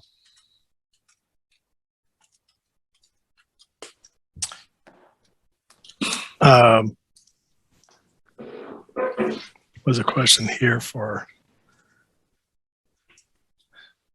Mark Ritchie. Comment just basically about crypto. I know, Mark, you don't really trade crypto. I don't know if David does, but Mark Ritchie, any comments you could share of Mark's methodology being applicable to crypto or anything for that matter? Well, look, it's applicable to any asset class.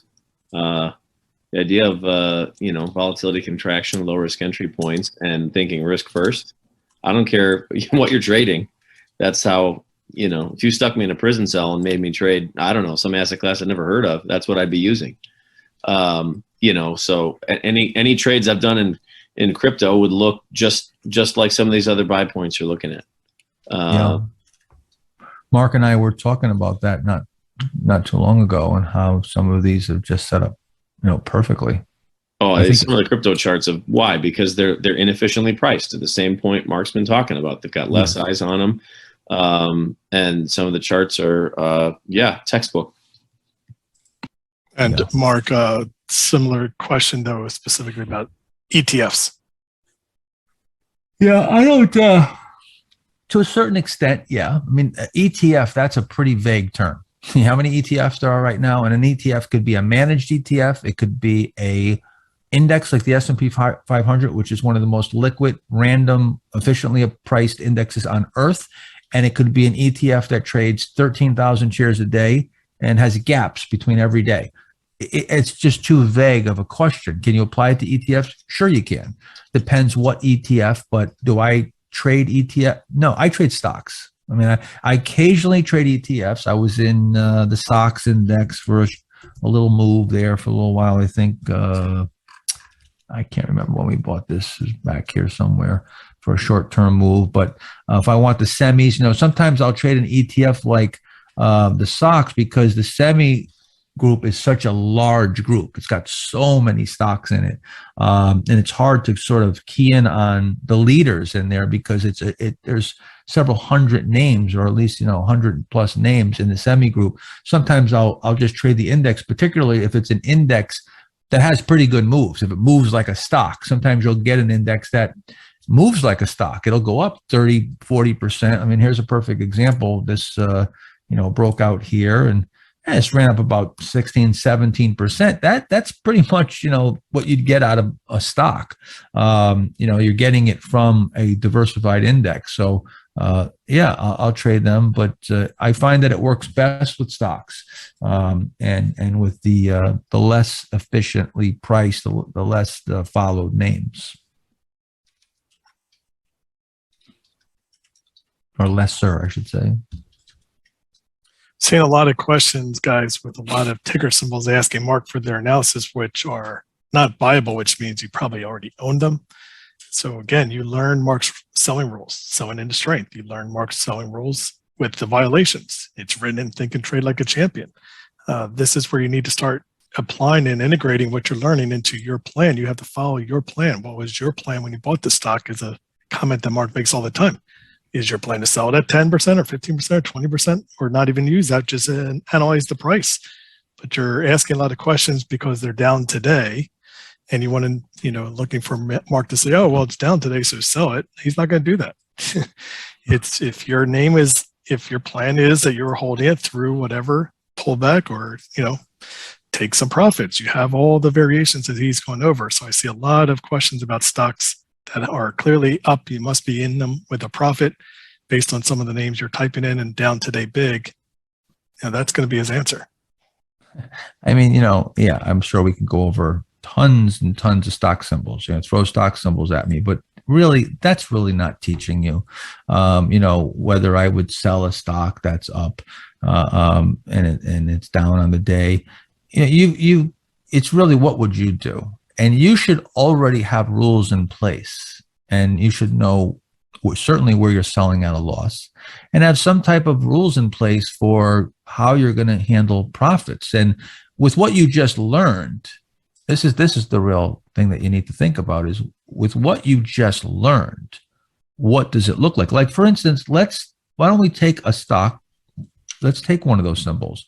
Let's just, instead of saying what I would do, let's just apply what we've learned and see what the stock is saying. Give me a stock that's up. All right. Well, one, before we do that, DKS is being asked for a setup.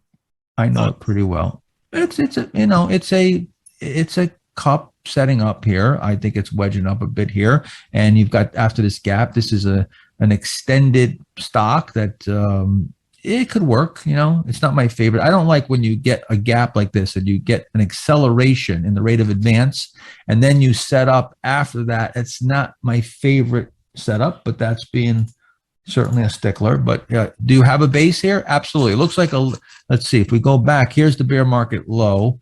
You've got, even if we call this 1, 2, 3, I would say this is a fourth stage base. So this is definitely getting late in the move here. So it's going to become more and more obvious. I would be careful. But let's get a stock of someone that, is questioning whether it should be sold or not. And let's AMD. try to apply the selling rules.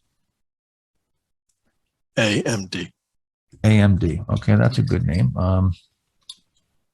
Okay, so AMD, let's take a look at it, get some perspective, right? All right, just taking a look at it. So this has been in an uptrend for quite some time here, right? You got a little acceleration. I just wanted to get some perspective on it. So this stock is recently broken out right here. You got the little cheat area right here. It did have a little bit of a gap, but didn't get away too much. This could have been bought right here on that cheat. So the last buy point from a base, and once again, I got to get rid of my, there you go. The last buy point from a base was right here, right? Now you came out 1, 2, 3, 4, 5, 6, 7, looks like 7 out of 9, 10, 7 out of 10 days up. Great. That's a great breakout. Follow through days. I mean, really, really nice. You got a pullback here. 1, 2, 3, 4 days. And then boom, tennis ball action. 1, 2, 3, 4, 5. Looks like 5 out of 7 days up.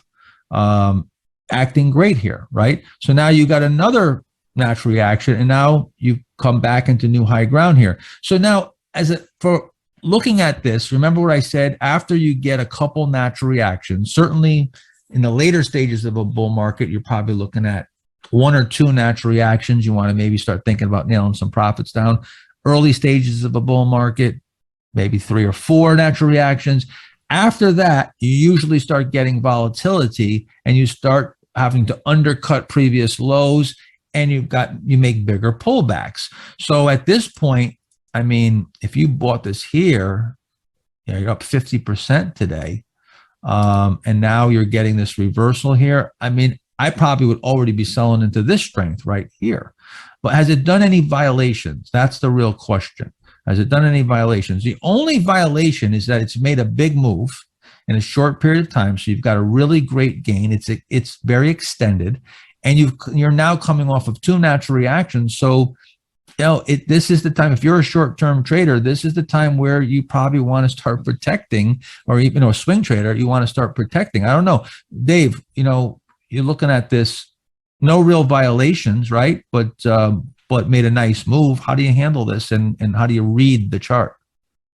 Well, as you said, it's really had 3 nice moves up, reversing today. This is where I actually bought it as it was coming. No, I actually bought it on that like 2-3 day pullback down. Over here, or? No, a little farther. Keep on going right there.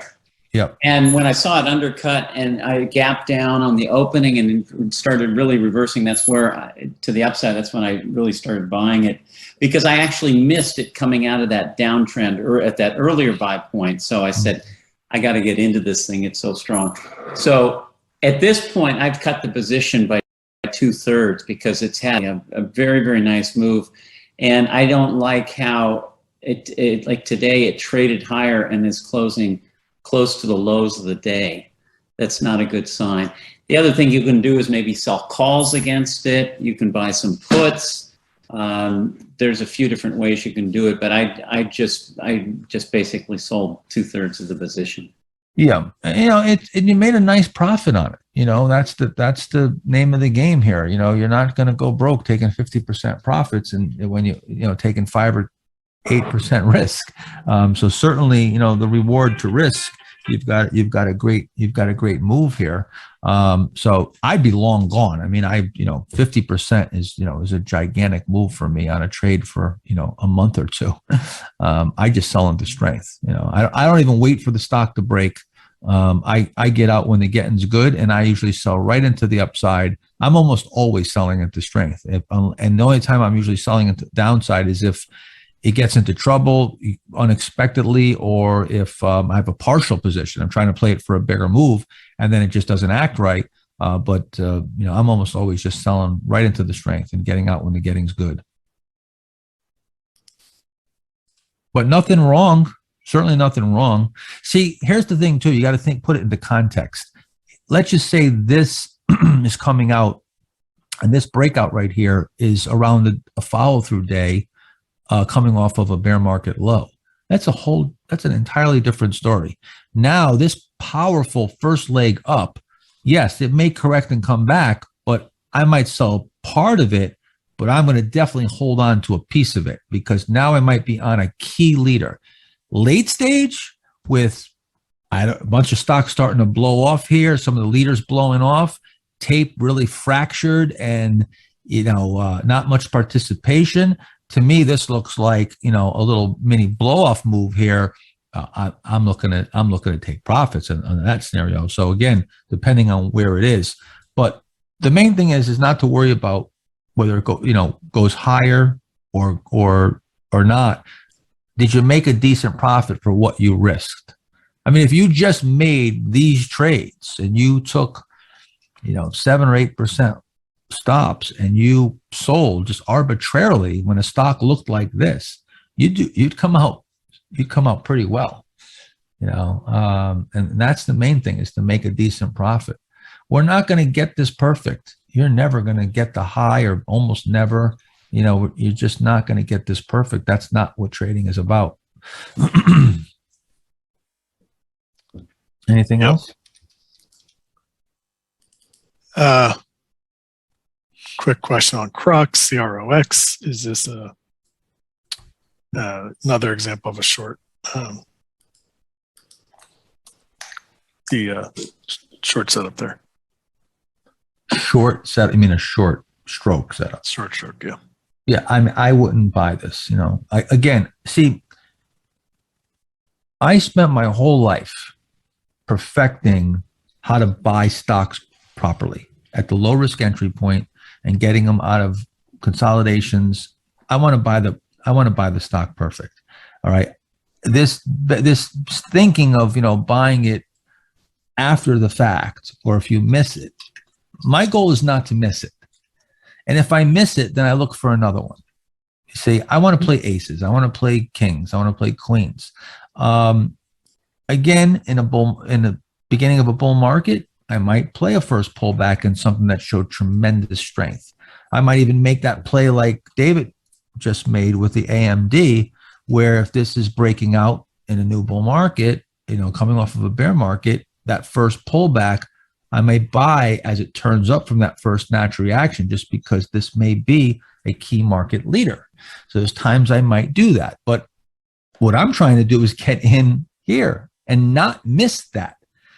And what I feel like, it's almost like when I dropped out of school in the 8th grade, and I was a musician. I actually dropped out to be a musician, and I was very successful as a musician. That's where I got the money to a bank. I had a recording studio, and then I took that money and put it into the stock market. That's where I got the money to trade, was working as a musician. But I remember people used to say to me, you don't have anything to fall back on. And I used to say, well, the good news is that I don't have anything to fall back on. So I guess I got to make this work, and so there's an upside and a downside to not having something to fall back on. So I look at it this way. I don't sit there and try to come up with techniques to buy stocks at missing the breakout. Especially when you're just starting, I'm trying to perfect it where I don't want anything to fall back on. I want to get it right.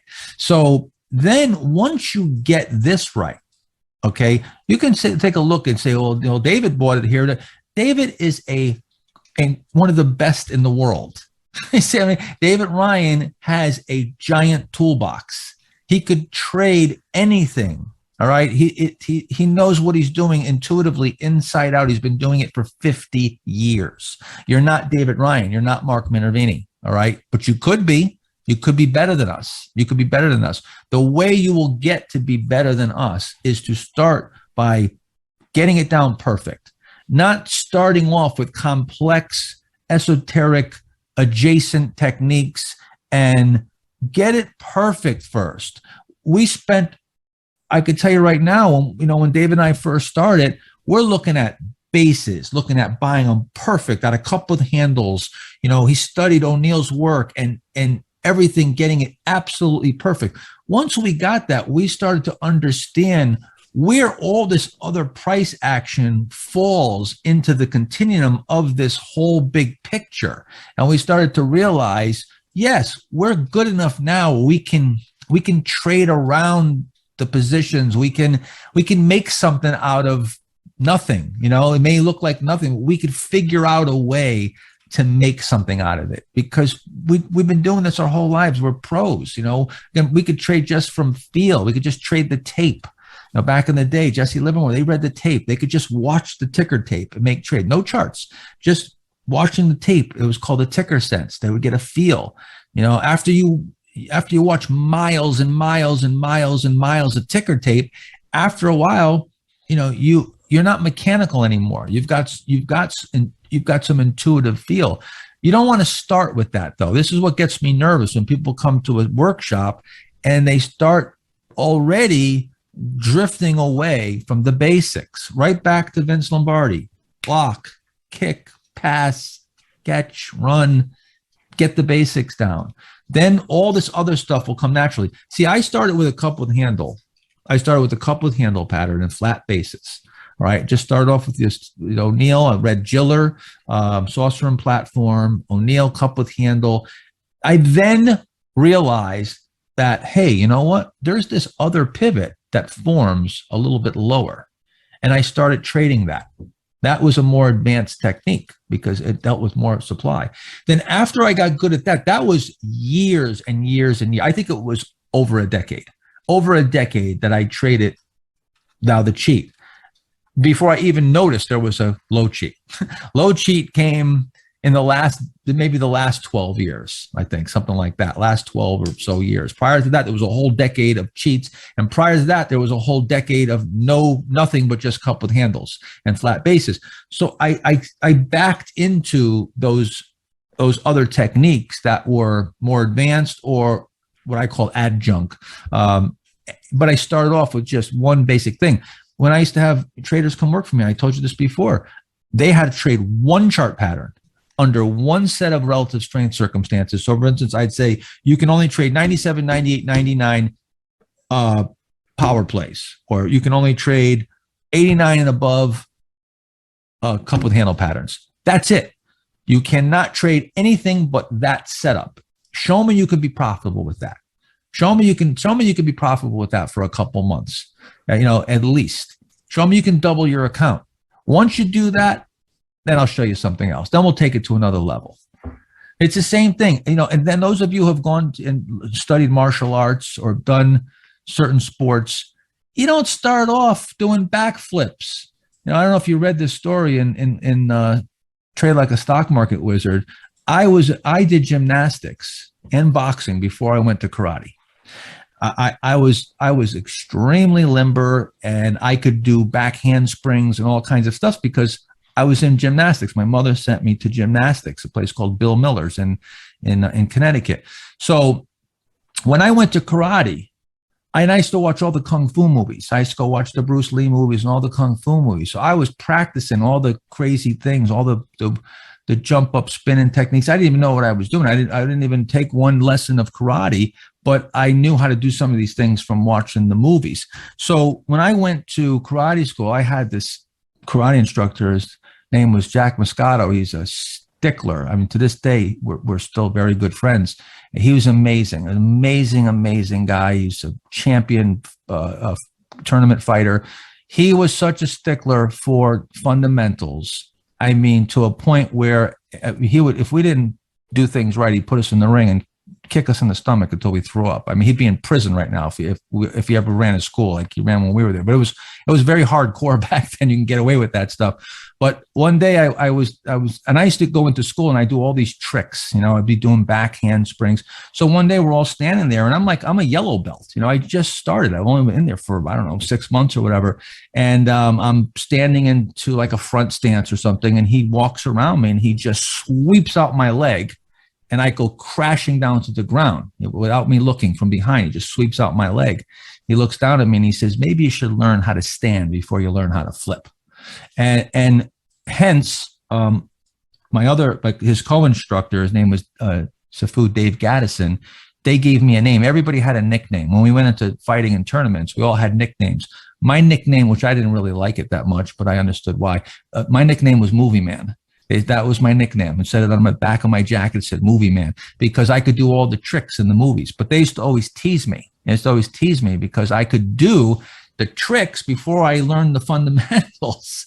And I ended up, knowing how to, I tried to do this real tricky move I was fighting this black belt. His name was Larry Leadfoot Rogers. So you can imagine when you get kicked by a guy named Leadfoot, what that feels like. Larry Leadfoot Rogers, I tried to do this jump up spinning kick on him, and which is you should never do offensively. And I tried to do it offensively, and he basically just moved out of the way of it and then kicked me in my face and shattered my nose and knocked me out cold. So, and that's where they named me Movie Man, because they said this guy knows how, you know how to do the backflips, but you can't you can't fight, in basic fighting and win a tournament.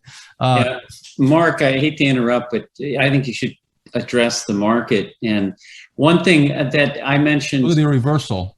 Well, yeah, when the market is in a nice uptrend, it goes up quickly and then it drifts. Yep. It drifts very slowly. Well, if you look at just like the Qs today, it opened up very strong, but then it gave it all up and more. And this is where I look to wedging. This thing wedged and tried to break out and started to curve up, but then it just lost it all. That's the situation where it comes down in about 50 minutes, and then for 3 hours, it kind of barely tries to rally. And then it comes off again really, really quickly. Not a sign of a great market, not a sign of a stock if it does that.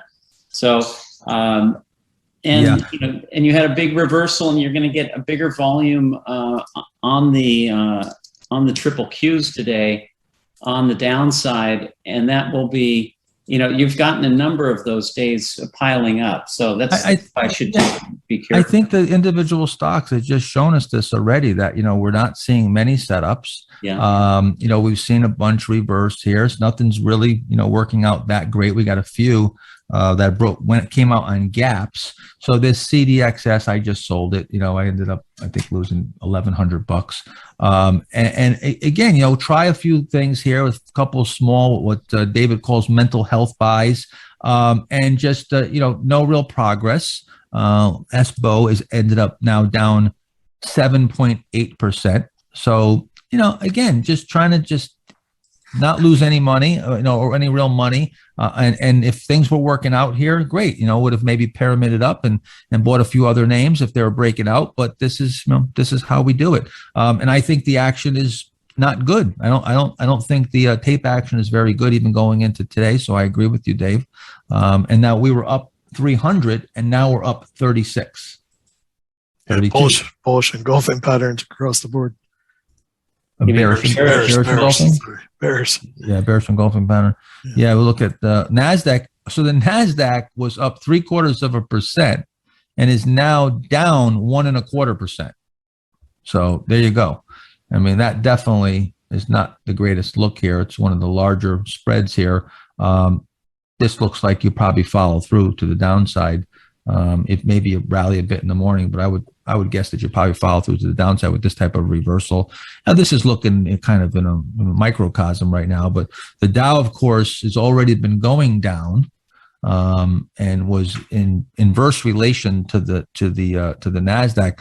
But again, did you see it all day? Did you see? You never saw this indices open up. I don't even look at it. I mean, Dave had to just tell me that the market, now we're down, now we're only up 19 points. We're closing basically flat after being up 300. I barely look at it. I really don't. I mean, if all my stocks are down, everything's reversing, well, then, then I know something's going on. I take a look, what's going on with the market here, but I'm looking at my stocks. Even if I wasn't talking with you guys, I'd be focusing on my stocks. I barely look at the indices, except, at the end of the day, I see how we closed, and then I relate it to the volume. I look for distribution days, but I'm really focusing on the individual stocks. Like I said, I wish we could have had more sparks flying today and maybe done more trading, but this is, again, there's only so much we can do. We'll wait for the pitches. That BBW ended up closing up about 4%, so that came back quite a bit here. TMST though ended up having a pretty good close. That's a pretty nice breakout. Volume was big, relatively speaking, at least. So that's a really good breakout. We'll be curious to see if it can hold. A lot of these cannot hold. Next day, bang, gap comes in. We can just a few more questions. I guess this is it. This is the end. I know there's a few people that sent messages and they're like, I don't want this to end. I want this to, I want this every week.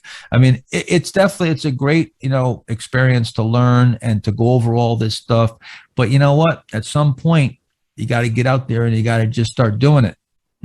There's I have friends of mine, and I tell this story a lot, where we had one person in particular that came to the Master Trader Program several years in a row.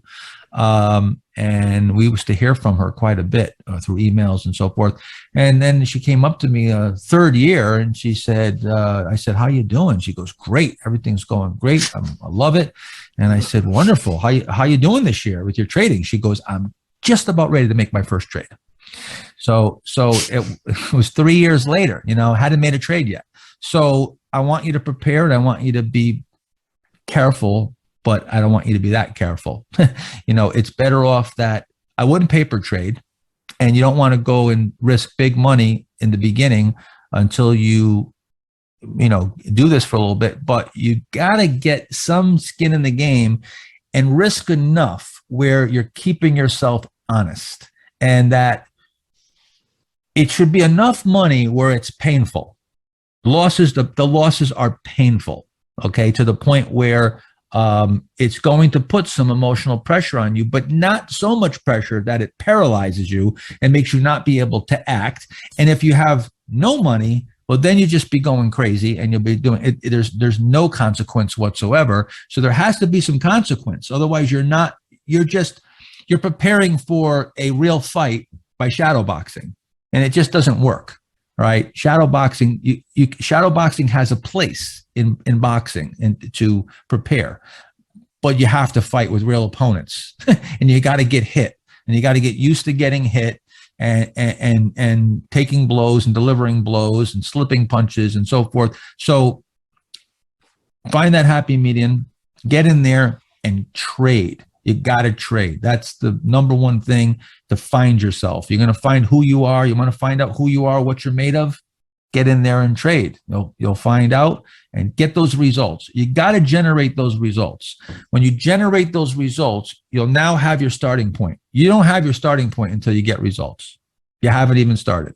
The starting point comes once you generate results. Then you have a reference point. You can look at those results, see, here's where I am. Here's where I am technically, emotionally. Here's where my skill level is. It's going to lay everything out, and you're going to know exactly the truth is going to emerge. And then from there, now you got to start making some decisions. You got to be objective. You got to troubleshoot, and you got to start making some changes and start developing yourself as a trader. It's going to take time. It's going to take time. It's not going to happen overnight. If it does happen overnight, beware, because you're probably in for a big hurting, because you'll get a false sense of confidence. You'll think this is easy, and you'll get sloppy. So it's better off if you have some difficulty. People don't like to have difficulty in the beginning, and they go, oh, this isn't working. No, difficulty is good in the beginning. It gives you respect. The best thing that can happen to you is right off the hop, you get hurt. And right off the hop, you see this is dangerous. And then it gives you the respect for the risk. And now you have a chance. But if you don't have the respect for the risk, you have no chance. You're going to have to get knocked out first and take a serious blow, because you haven't gotten the respect for the risk. You're charming snakes. You're charming a king cobra. You got to respect that snake could bite you and kill you with his venom. You have to respect the danger in order to be able to manage it. So anyway, I hope this has been enjoyable, educational, and I want to congratulate everyone for making such a huge commitment, money, time, effort, everything. I mean, this is, already way beyond the average stock trader. There's so few people that would make this commitment and go through this kind of amount of learning and spend all this time. Some of you have watched these and then rewatched every session. Some of you that have literally watched 60 hours of this in 1 week. That really says something about you. Any closing comments, guys? Dave? Take it, hate to say you're on your own from here, but you have to be on your own at some point. You're going to have to make this your own, and just really learn, go back, review the material in front of you. Look at the things from Investors Business Daily. They've got a lot of great content. You can learn a lot from that also. And then, as I said earlier, the most important thing you can do is learn from your own mistakes, your own trading, your own victories, and good luck. That's about it. I have to take off. I have a 98-year-old father who needs groceries, so I have to make a grocery run for him. Go make the grocery run. But thank you very much for having me, and again, good luck to everybody. Thank you, David, for joining us. Here, Dave. Really appreciate it. Okay, we'll see you guys later. All right, Dave, sign off. Mark?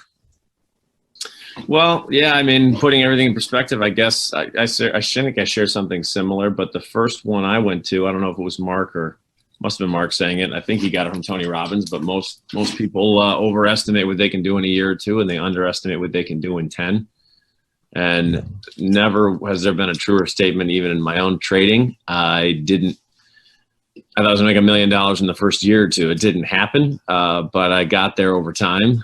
And just to encourage everybody, I think the biggest mistake people make is they think they're going to figure it all out right away. And Mark has shortened the learning curve. This workshop and his books and all those types of things have taken the curve maybe as short as it can be, but you still got to his analogy, get in the ring and figure some things out on your own. I heard from somebody I think this was their third, and he said, it's finally starting to really crystallize for me. He's been trading through these, but going, I'm continuing to get better. And that's really what trading's ultimately about. It's a journey of continuing to improve. And I feel like I'm better at this than I've ever been. So you don't put your pants on one day and arrive. It's just a continual process of slowly improving. So just encourage you to stick with it. And yeah, good luck having the discipline to follow everything you've just learned. Bob, there are a few typos in the workbooks. There's not many, but over the years we've honed them down. But it's so funny how every now and then we still find something. And I actually found a couple the past few days. Bob, which I don't remember exactly what pages those were in the just a what couple. We'll do is we'll send out typos. an email blast to everybody, so we'll identify specific pages and the corrections, so you have it in writing, and there won't be any problem understanding it. But yeah, a couple just it doesn't change the concept of anything that Mark shared and taught, just refining some of the math or some of the numbers. So we'll get those to you. Okay. All right. Let's see. I'll thank Mark Ritchie for joining us as well and being participant of the Power Play section. And today, that's always a big help and great to hear another perspective of another really what we define as our poster child of success stories of someone who's taken Mark Minervini's methodology and clearly to the same level of duplicating and replicating the kind of results that Mark is famous for. So, thanks, Mark, for being part of it and helping share your story with everybody. Honored to be included. Thanks, guys. Yeah. Okay. So good luck to everyone. And if you can also, I've tweeted a few tweets. I'll probably tweet another one that the Master Trader Program has concluded. You can respond to them, but just give us your feedback, and we'd love to hear your testimonials. And if you loved it, because hopefully we're going to do another one. I'm going to probably change the format a bit. I think we're going to retire this format and do something different going forward.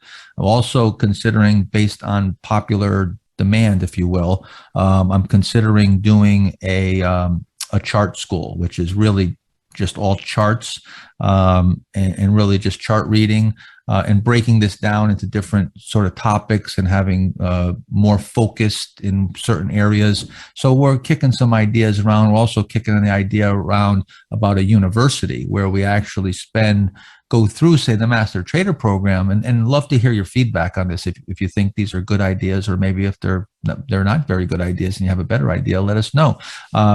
Where you maybe go, it's 3 or 6 months, and we have a topic per month, and maybe there's 4 sessions per month, and the Q&A is actually more expanded and just more detailed, and getting really deep into each topic, and spending almost like you went to school, and as opposed to being, a lot of people say that this is great, but it's like drinking from a fire hose. It's just, that's why I keep expanding it, because there's so much information. But I think to expand it any more than this, we're going to have to get into something like that, where we break it apart and we get into more like a curriculum over time. So just kicking some of these ideas around. But like I said, I think we're going to move to a new format and do something maybe a little bit different, and hopefully even better. And if we can improve upon this, I've tried to hone it down to being a pretty, I think it's the greatest show on earth for stock traders, but doesn't mean it can't get better. So give us your feedback on those ideas, and give us your love and comments, and I'll look for them on Twitter, and also keep us abreast of your progress. I'd love to hear about your progress. You can always tweet to me. I'm on Twitter every day. You can send me and let me know about your progress. Love to hear the success stories, and love to hear from you going forward. Okay.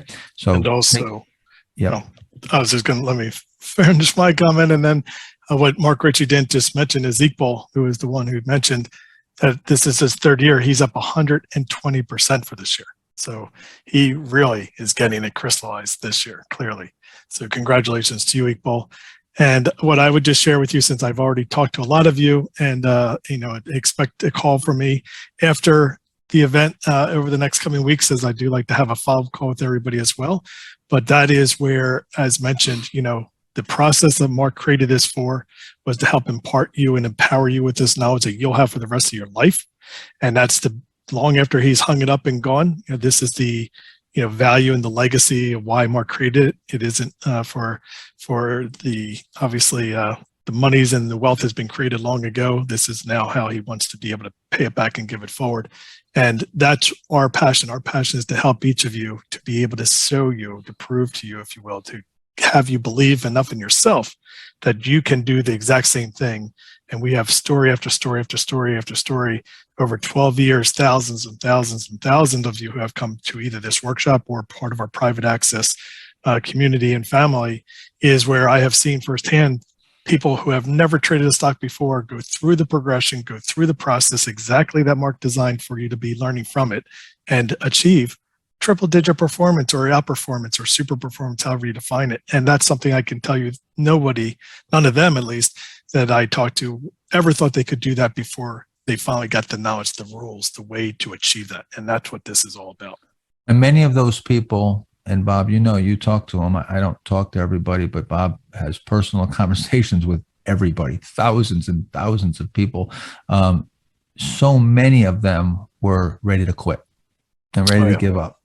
So many times they're ready to give up. And there's so many people that I've met Master Trader program and have interactions with that. There's, man, I was ready to give up, and thank God, I finally got it together. And some people have come to Master Trader program 4, 5, 6, 8 years in a row.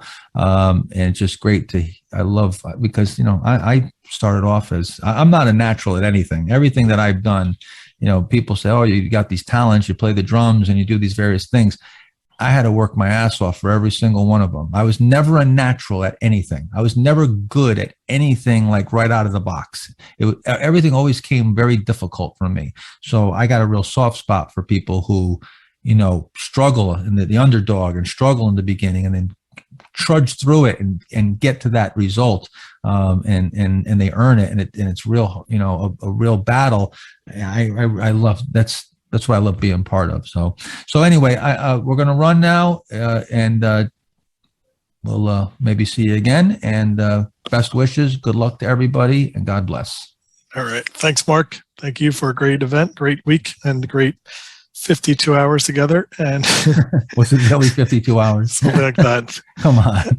And you No can wonder raise I'm your so hand, tired. everybody, if you want to. Thank you for the notes. You can raise your hand. That's a little easier for us to see. But glad you enjoyed And it. thank you, Mark Ritchie. I don't know if he signed off yet, but thank you so much. Yeah. I wish I could have got him more involved. I think in the future, when we do another program, if we change this a bit, I'll probably have Mark Ritchie a lot more involved, because he's really become just a great, so sort of like Mark and David are my right and left arm now, and they're just wonderful to have as co-instructors. And obviously, all of our private access members who are here, you get this every day. So we'll see you tomorrow. And for those that are, I know a lot of questions have been asked to me. We told you don't really want to talk about that during the workshop, but just send me a quick email. Let me know, and I'm happy to give you a call, talk over, or answer any questions you might have for that. And yeah, until next time, or this might have been the last time. See you later. Bye-bye. All right, guys. Bye-bye. Recording stopped.